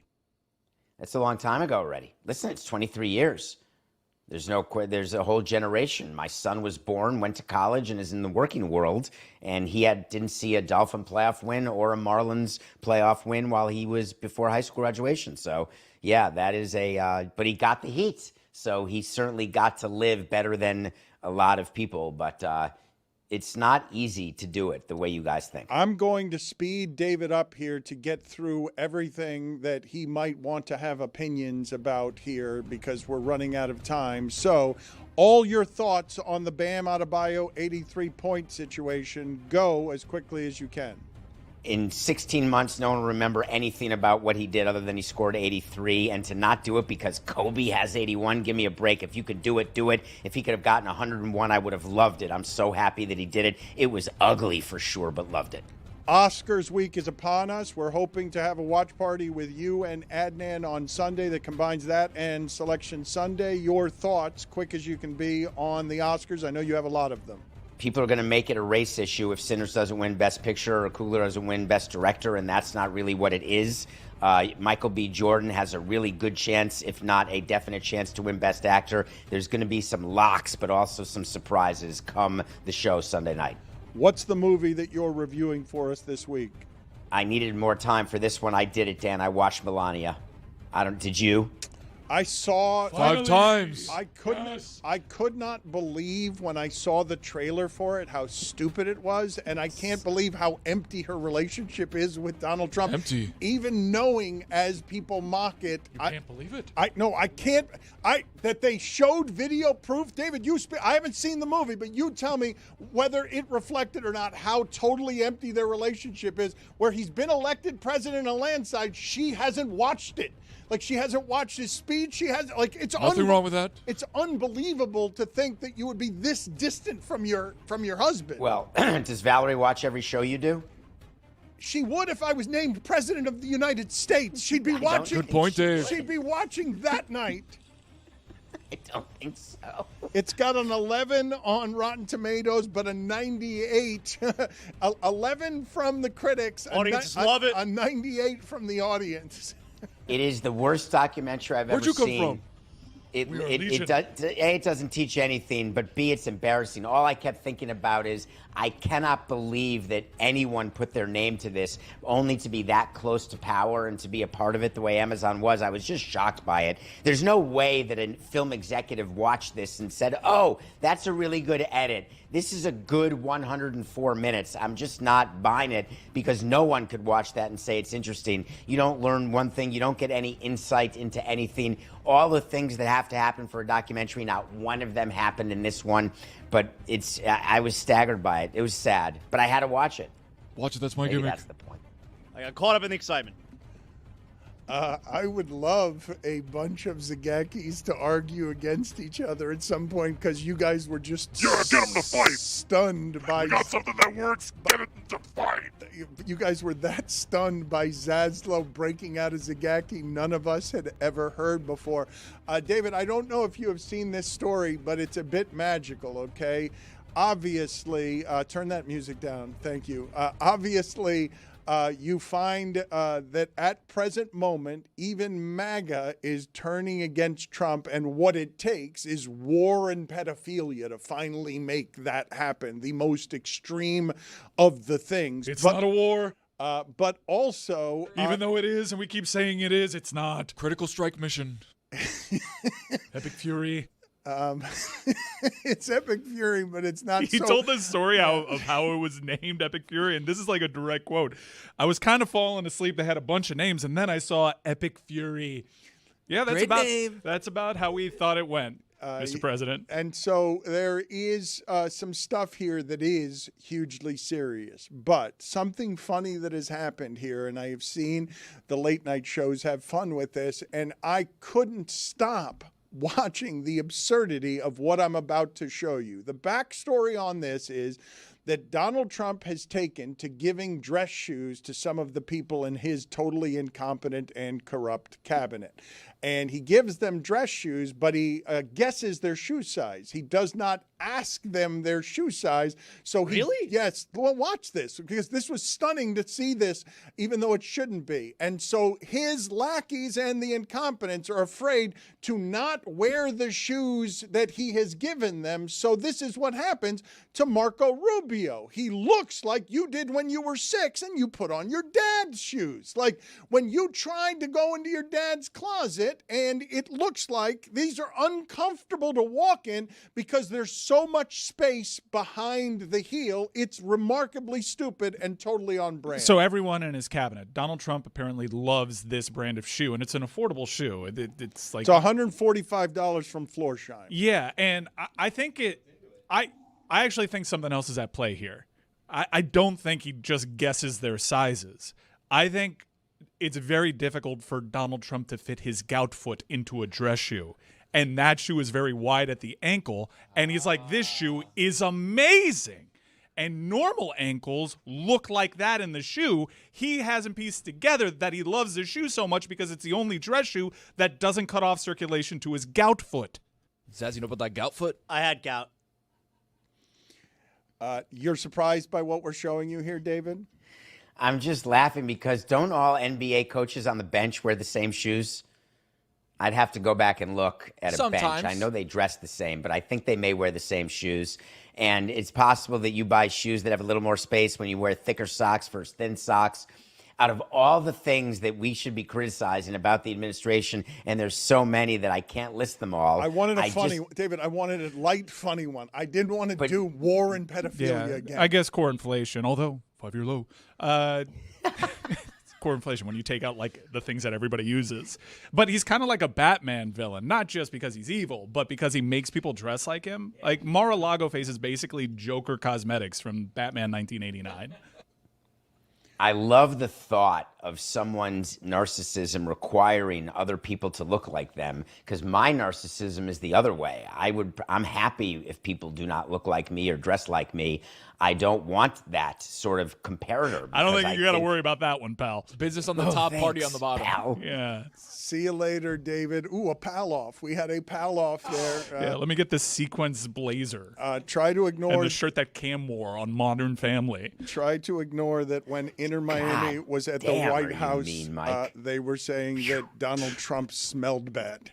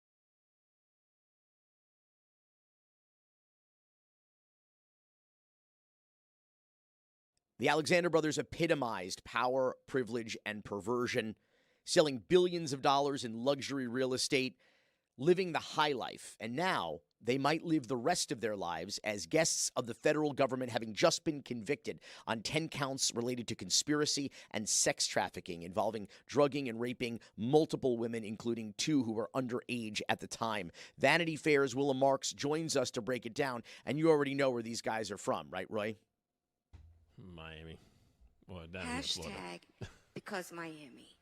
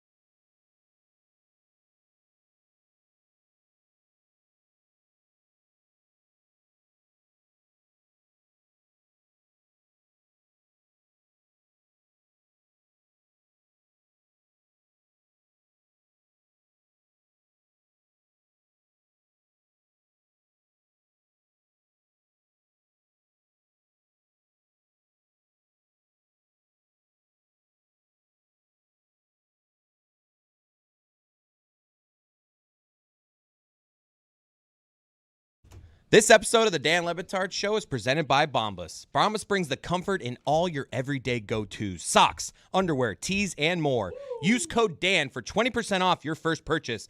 BOMBAS.com/Dan.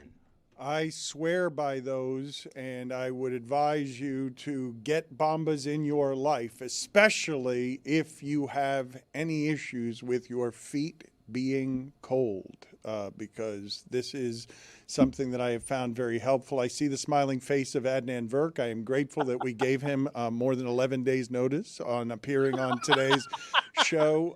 He has been sending everyone who has access to computers him singing with Michael Buble. So let's go ahead and play that to get him in the right mood here before we start with Adnan Virk. Let's play the sound of Adnan Virk singing on air in a way that seemed to annoy Michael Buble, who wanted him to stop, and he simply would not stop singing. Yeah, really? Yeah. Is it really your birthday tomorrow? Call me. Yeah, call me. You do it with me then. Call me irresponsible. Call me undeniable. Throwing and just movable too. Happy birthday to you. Yes. Thank you. Irresponsibly mad. Take that to my grave now. I got to admit, Adnan's singing voice, that's pretty great. To hang with Buble, I mean, not in the same category, but to not sound tone deaf around Michael Buble, well done, Adnan. You're a good man, Taché. As soon as we were done, Buble looked at me and kind of goes, not bad. So take that to the bank, Dan. Hung with Michael Buble, but you're right. What would I do with that at the bank? Adnan gave me this. What are you? He said you sang with Michael Buble. You guys, can you do something? Stack of dimes. But to Dan's point, anybody can be a great singer for 6 or 7 seconds. You got to know when to cut it. After Buble said happy birthday to my colleague and friend Blake Bolden, I kept going. I needed a giant cane to pull me back. Enough, Ferk. Get out while you're ahead.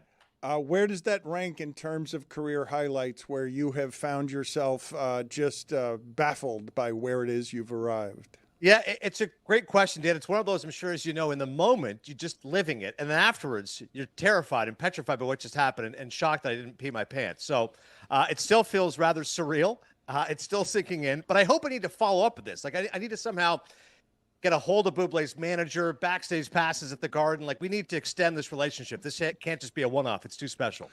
What are you, Stugotz? Like you can't just have your one moment with somebody. You have to then marry them so that they can perpetually be giving you good feelings. I got Adnan as a song and dance man. This guy wants a one-man show so bad. Mike is right about that. When people say, oh, you can sing. No, I can't. I can just do that. To Mike's point, just the crooning. I mean, there's not much differentiation. There's just that one octave. I wish I could be a dance man, but a song man, absolutely, Mike. You're right. Why is the World Baseball Classic so much more fun than just baseball?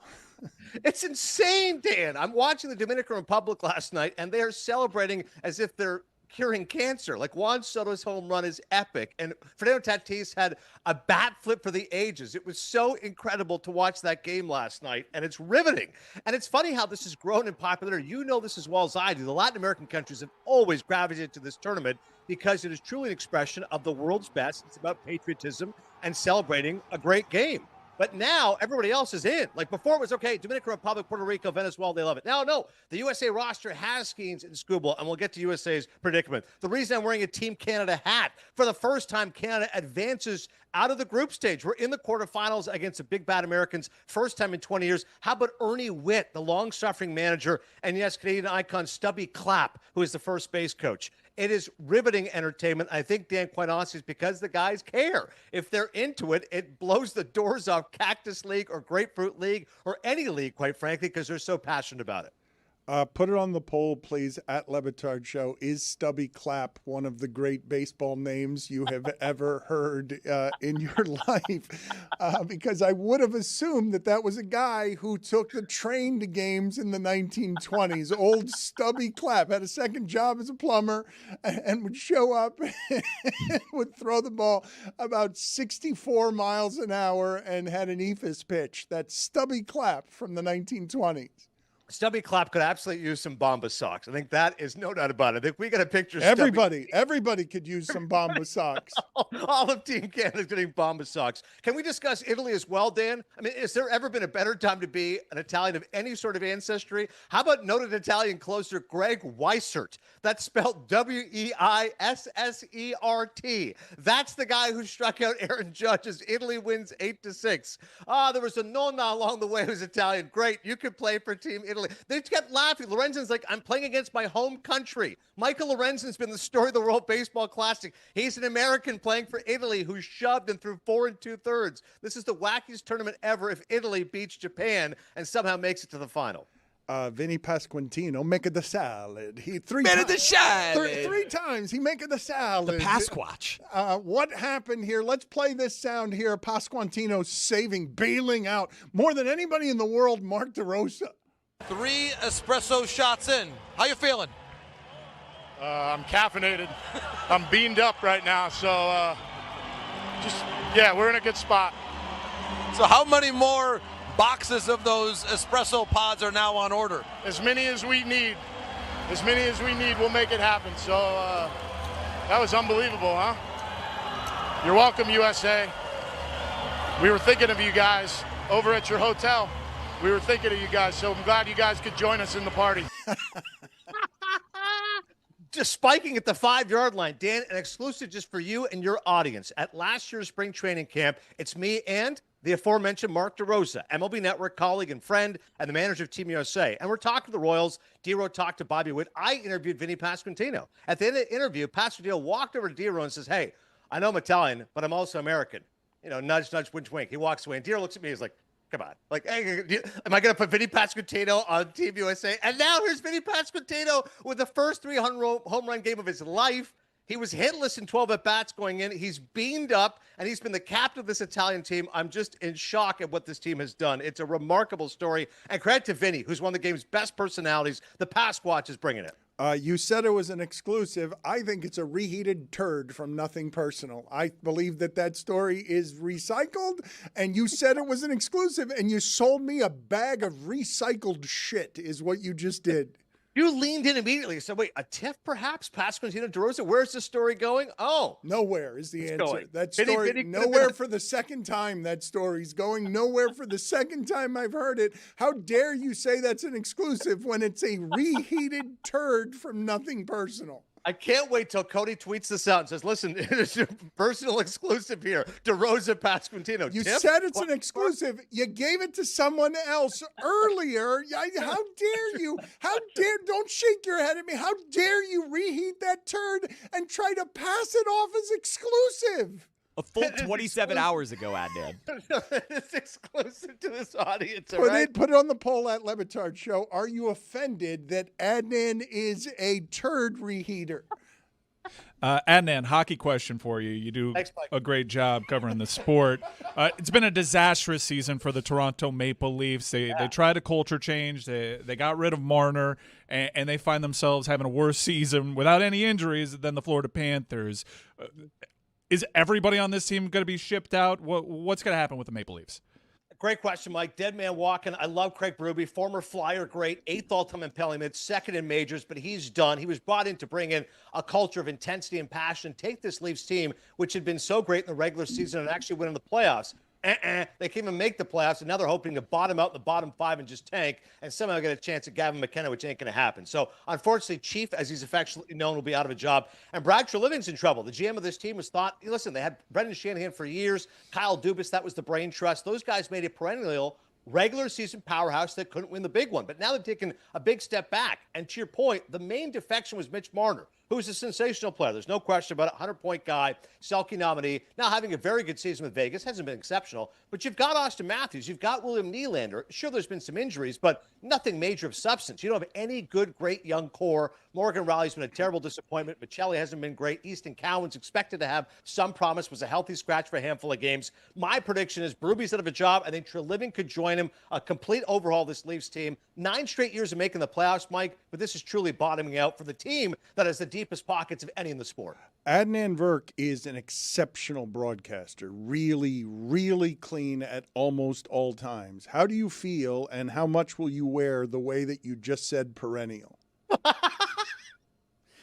It will haunt me for days. It will haunt me for days, Dan. You know what it's like when you make a mistake. We're also neurotic in this business. And as Mike just asked me a hockey question, of course, my passion is also covering baseball. While on Amazon Prime, I called Nick Suzuki of the Montreal Canadiens Kurt Suzuki, who is, of course, the manager of the LA Angels and a former catcher of some renown with the Washington Nationals. And immediately the producer got my ear and said, Nick, not Kurt. And I thought, God, I'm an idiot. I felt like a Tim Kurkjian type moment. God, I'm an idiot. God, I'm a big dope. And I'll wear Great it. deflection from Mamba mentality. Adnan, when the Stanley Cup playoffs start, Buffalo's going to be America's team, right? Yeah. Zaz, it's a great story, man. In the Eastern Conference, there's one great team. There's the Tampa Bay Lightning. I hate to say it to the Panthers fans. I know you guys are. Carolina Hurricanes are a really good team. I don't think they're quite great, but I think they're really good. And they're one of those teams, much like the Leafs for years, terrific in the regular season, yet to ascend. The third best team is the Buffalo Sabres. This is the same Sabres team that went 14 years without making the playoffs. 14 years, counselor, to invoke Robert De Niro's Max Cady in Scorsese's Cape Fear. 14 years, counselor, and now they're going nuts on Chippewa Street. They can't get enough of these chicken wings. Tage Thompson's wearing a red hat like mine, except it's not Team Canada. It's a MAGA hat when he's at the White House. And Tage Thompson and the Sabres right now are celebrating. This has been a team which is a juggernaut. That 8-7 win the other day against the Lightning was absolutely unbelievable. Their defensive core is remarkable. Rasmus Dahlin, Bo Byron, Michael Samuelson, even if Colton Parayko turned down a trade to go to them. America's team without question, Zaz. If you want an underdog that's been long-suffering, Bills still haven't won a Super Bowl, the Sabres is everyone's team to cheer for. I've got 4 things here for you, Adnan. You give me a bronze, silver, and gold medalist of things you love the most from among these 4 things, which means you have to exclude one of these 4 things. Okay. Tennis, baseball, hockey, and movies are your choices there. And is there anything I'm missing that would make this even harder? Is there your kids? Let's throw your kids in there as well. Your 4 kids as well as there. Tennis, movies, your kids, baseball, and hockey. I'm hoping you do this correctly. Yes, I am hoping you do this correctly and you exclude your kids from your list. The bronze medalist on things that Adnan loves the most from among tennis, movies, baseball, hockey, and his kids. Bronze medalist. Okay, well, it's the only sport that I play, and of course, you know my adoration of Federer, so tennis has to be a bronze. I mean, I love tennis like no other. It's the one sport I've never been able to cover somehow, some way. Tennis is the bronze. The silver medalist is? The national pastime. It's baseball. And your gold medalist on things that you love the most. Do it correctly here, Adnan. Do not choose your kids. Make sure you buy my book, Cinephile, now. It's available wherever books are sold. Number 1 is indeed movies. Cinephile. So he will be a part of what it is that we're doing this Sunday, the weirdness of Selection Sunday and the Oscars. I'm looking forward to that. What are you looking forward to finding out on Sunday?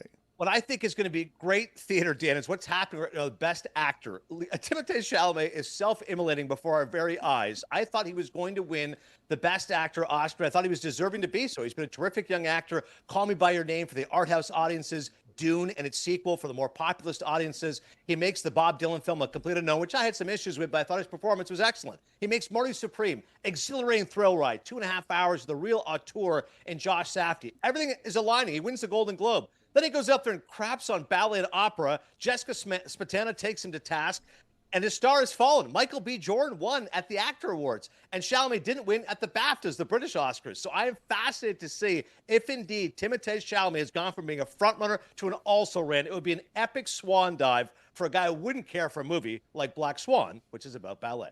Let me hear Adnan trying to say perennial. Those guys made it perennial. Those guys made it perennial. Oh, this is unfair. Those guys made it perennial. Idea for perennial. Those guys made it perennial. Okay. Let's play again. Those guys made it perennial. Those guys made it perennial. Yes. Yes. Those guys made it perennial. Perennial. I can swallow a wafer. Perennial. I can't believe he gave us a recycled turd of a story. A recycled Exclusive. turd. It DeRosa wasn't an exclusive. How can you say it was exclusive after you already said it 27 hours earlier? And I bet you said it before that. I'm guessing that thing was. I'm guessing it was reheated 4 times. You just given leftovers all over 2 countries, Canada and the United States. People are going to be riveted to this story. Pascantino Drosa Tiff? Question mark. Exclusive. Adnan, when I heard you start talking now, I was like, oh, wow, how interesting. There's going to be another story from that interaction because surely he won't say the exact same thing. By the way, like word for word. I bet if we went and clipped it from recycled. Nothing Yes, Personal, I would bet word for word, sentence by sentence. It was exactly the same the way you told the story. It just tasted the same as the recycled turd from the day before when it wasn't any fresher. It would, disgusting. I'm disgusted by Adnan Virk. It will not keep me from inviting him to be a part of what it is that we are doing on Sunday. We have to give him more notice next year. 11 days is not enough when you have 4 kids. That's what he says. So that is what you said. That was a private conversation. Now you're outing me.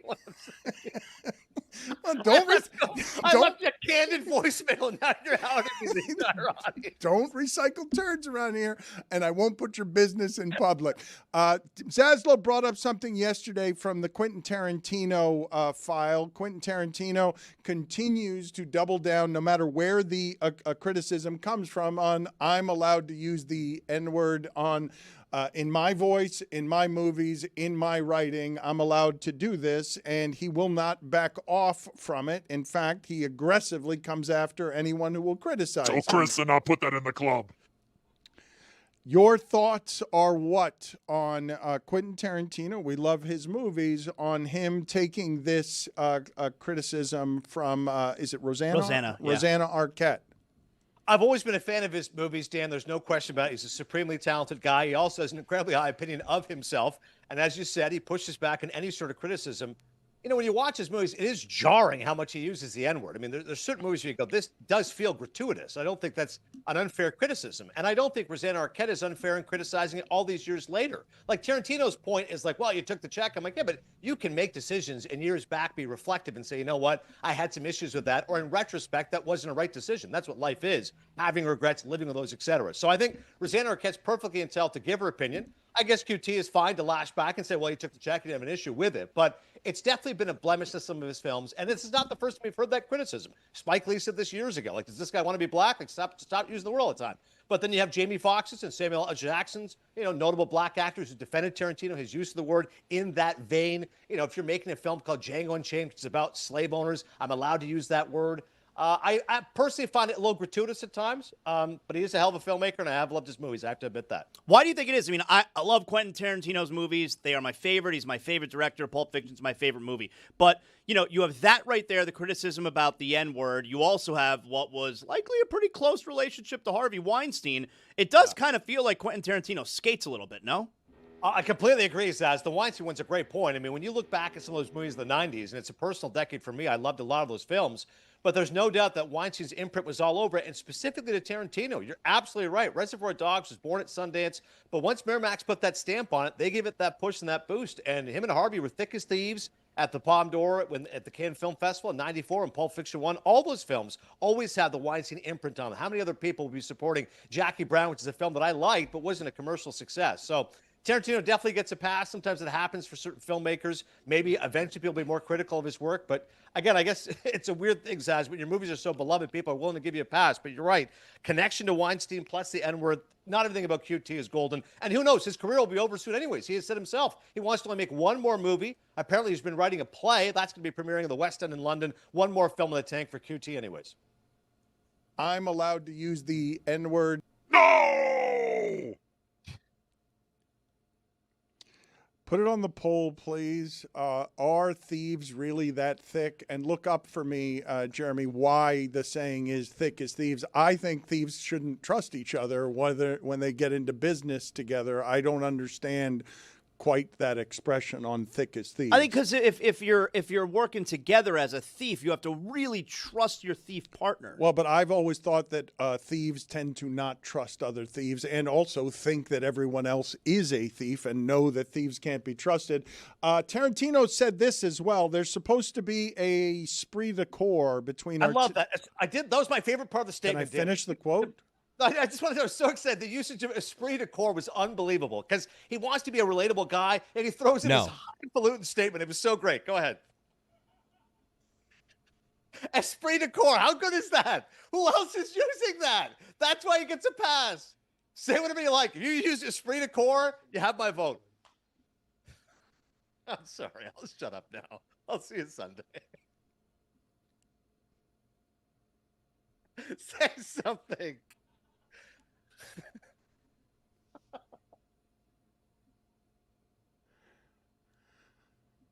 I'm trying to give the audience the whole quote. I was so excited. The quote from Tarantino is, quote, "There's supposed to be esprit de corps between artistic colleagues, but it would appear the objective was accomplished," in response to Arquette, which totally ignores what he did to Paul Dano. Like, he called Paul Dano a weak sister, weak sauce. He said he's the weakest male actor in SAG. And now he's like, no, esprit de corps on me using the N-word. It's like, what?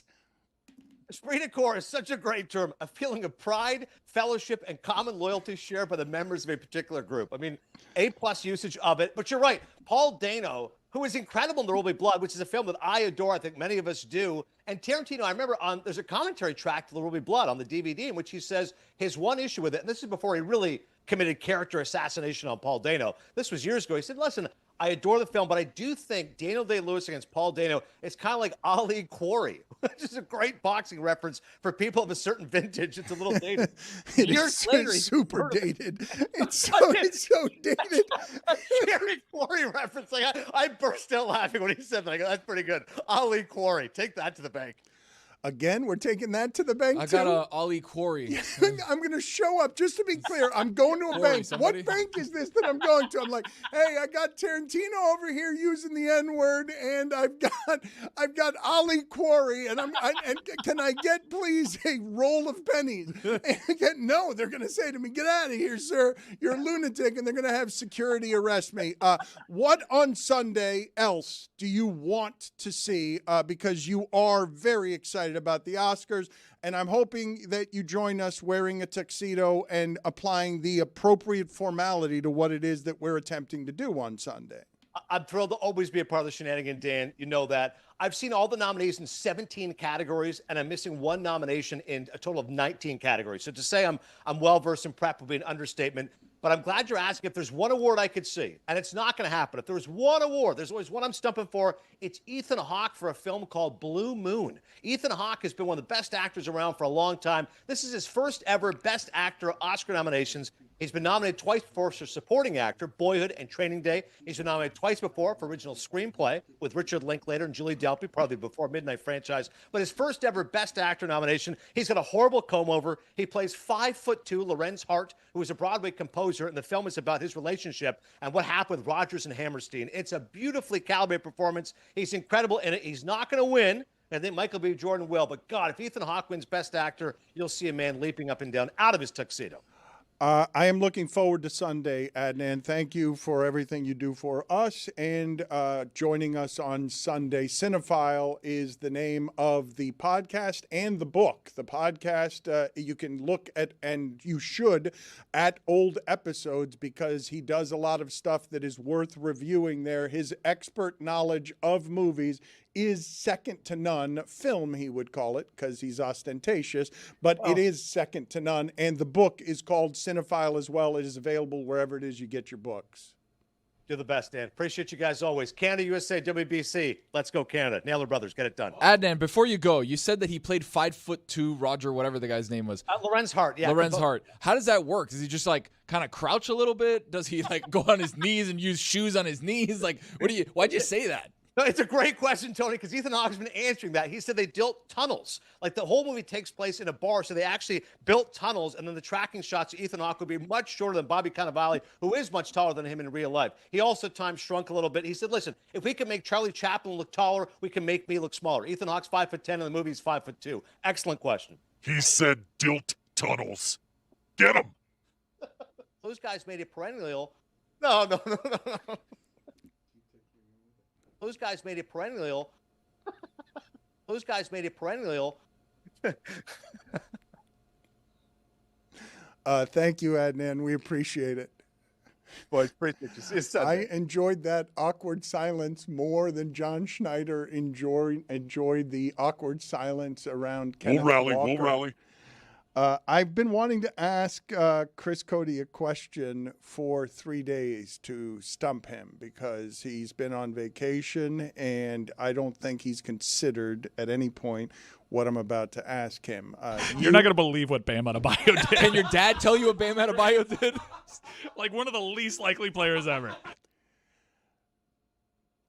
Chris Cody is somebody who has become, right around here and very recently, our OG, original ginger, on deciding whether others are allowed to be gingers or not, because he did not allow Sam Darnold to be a ginger even after he won the Super Bowl. So my question to you is this.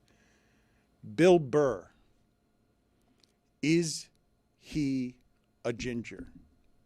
I can't picture him with a full head of hair, but for me, he's always fit the mold.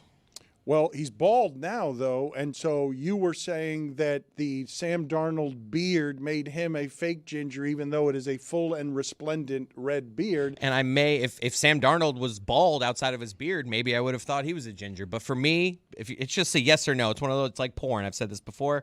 Bill Burr, yes, full ginger. That's it. Okay, I'm surprised by that because I'm guessing many people don't even know, right, that Bill Burr, because I think of Bill Burr as almost famously bald. He's got the freckles on the forehead. That's always big. Put it on the poll at Le Batard Show. Can a bald guy be a ginger? Yes or no? And is Bill Burr a ginger? Yes or no? Last night, the Clippers won by a lot and are now over 500. They're the first team ever, I believe, to go from 15 games under 500 in an NBA season to over 500. And many of you have said around here that Kawhi Leonard is having his best season, which is a shocking thing to hear. But he scored 45 last night, and he's putting up efficiency numbers that look like Steph Curry when he won the MVP in 2015. What Kawhi Leonard is doing without his two running mates who they traded at the deadline is crazy. He's literally having the best season of his career almost 15 years into said career, right? Like, you look at the way that people age, and it's like the jumper's gone, you're not good on defense, you have no sideways mobility, and it's like he's got all of those things, and we thought he had no knees, and like now he's just back and playing Michael Jordan basketball. It's insane. You remember he said at like the first game availability after they traded away Harden and Zubats, like he literally said, as far as them being a contender, he's like, that ship has sailed. They're playing great now. He is over 25 points per game. He is over 50% from the field. He's over 90% from the free throw line, and he's got more than 2 steals a game. And only Steph Curry in NBA history has done that, and it was when he was unanimously the MVP of the league. And I will say it again, I don't think it's happened before in the history of the sport where in a regular season an NBA team is 15 games under 500 and then it stops being under 500 and stops being under 500 after they traded his second and third best player. And that's why basketball's in such a cool space, because you have Kawhi, who's having the best season of his career. You have Jokic, who's having the best season of his career, averaging a triple-double, leading the NBA in assists and rebounds as a 7'2" guy. And then they're not even close to winning the MVP because SGA is going to win the MVP for what he's done.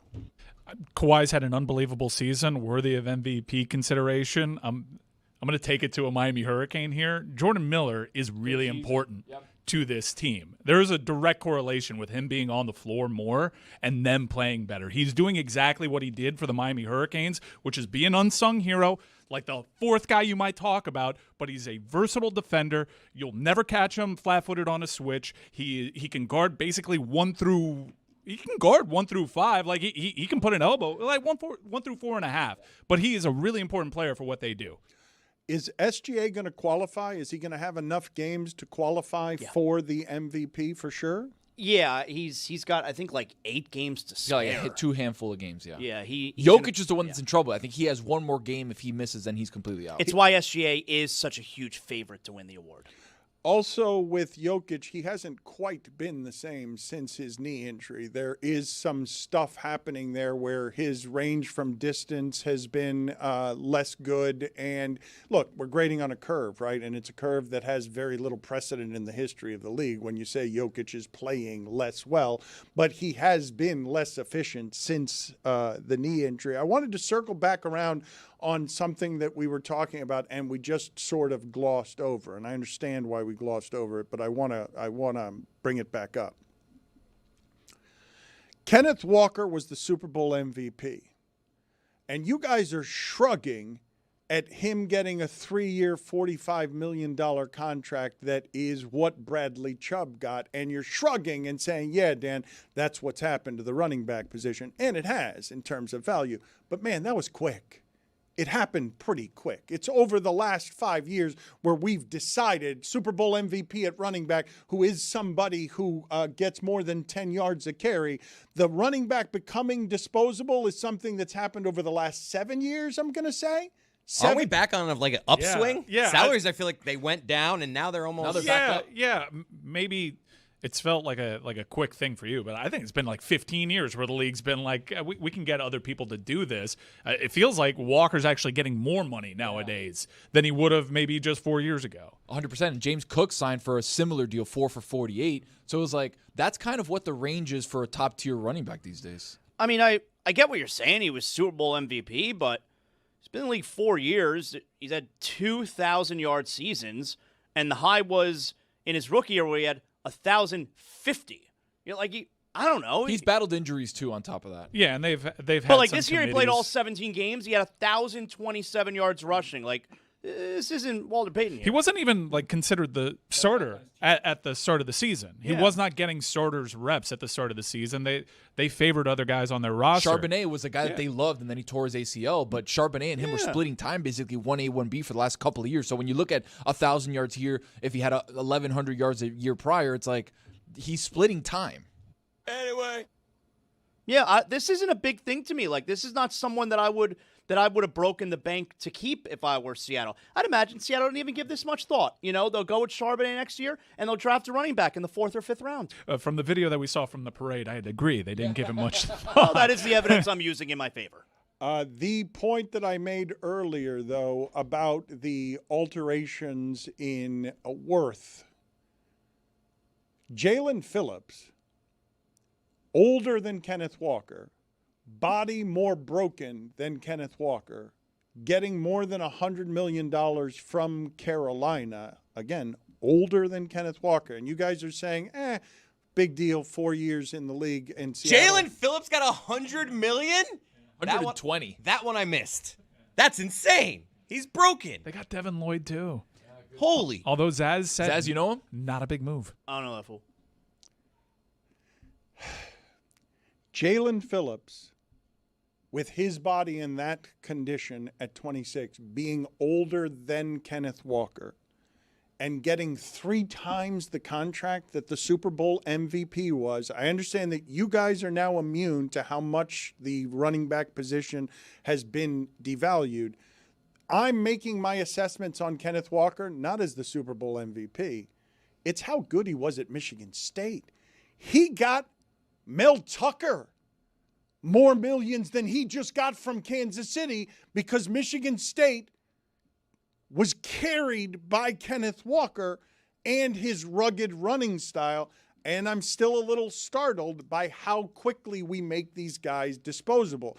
And I tell you this as someone who was wrong for several years on highly questionable because I was willing to pay Todd Gurley. I was willing to pay Ezekiel Elliott. I was willing to pay Dalvin Cook. I got left behind by how that sport changed all of its salaries. I was making bad arguments on behalf of running backs while the league totally adjusted how we pay the running backs. Who can forget the A blocks of DeMarco Murray? Pour one out. How much time did we spend talking about Le'Veon Bell? How much time did I spend talking about you gotta pay Le'Veon Bell? Sat for like 15 games. He was pretty for a whole awesome. Season? Yeah, but almost every example that Dan brought up was immediate regret for Dalvin paying Cook, them, which is why the market has been what it is for that position for most of this century. But the money with a player like Kenneth Walker compared to the money that Jalen Phillips got, the reward is so much greater than the risk from that position to the other. Like, if you have an incredible pass rusher is more valuable than incredible running back. It's why there's a school of thought that positionally there needs to be something collectively bargained for running backs. Actually, Kenneth Walker, in his 4th year, being able to get to that next contract, that is a job extremely well done. Running backs don't often get that opportunity to cash in for a second contract. Look at what happened to Isaiah Pacheco and his running style. You look, it took a toll on his body, and Kansas City moved on from him and got the next durable back. Zaslow, this is what I would say, though, in disagreement to how it is that you just framed that, because you're generally right on pass rusher, but Kansas City's defense is going to be good no matter what because of how they do things. I think that's an extraordinary signing for just that team. Just that team saying, you know what we're going to do, Mahomes? We're going to actually get you a running back who does break 10-yard runs. You haven't had one of those the last couple of years. We're going to make all of this easier by getting you a running back. I think that particular team needs pass rush less than it needs what they're presently getting. They getting that at $45 million to me is more value than Carolina getting Jalen Phillips for $120 million. And I will say it again, Kenneth Walker's younger than Jalen Phillips. You would argue that Derrick Henry, probably the best running back of this generation, his best contract was 4 for $50. So Kenny Walker's is better from an average annual perspective. And he's one of the outliers, as he's always been his entire career. It's just nuts what he's done, both on the field and in his bank account, where paying the man actually worked out for you. You're also judging it with context. Like, if you just look at it in a vacuum, what I'm saying makes more sense. But in the context where it's like, on that team, he's worth that. Yeah, of course that makes sense. They've also had a young defense, and their defensive coordinator, Spagnuolo, does things with them that very few D coordinators are able to do. Let's just play, again, the awkwardness, though, between John Snider and Kenny Walker, and as I like to call him, just Stugotz. To Ken Walker being the MVP, let's go! Woo!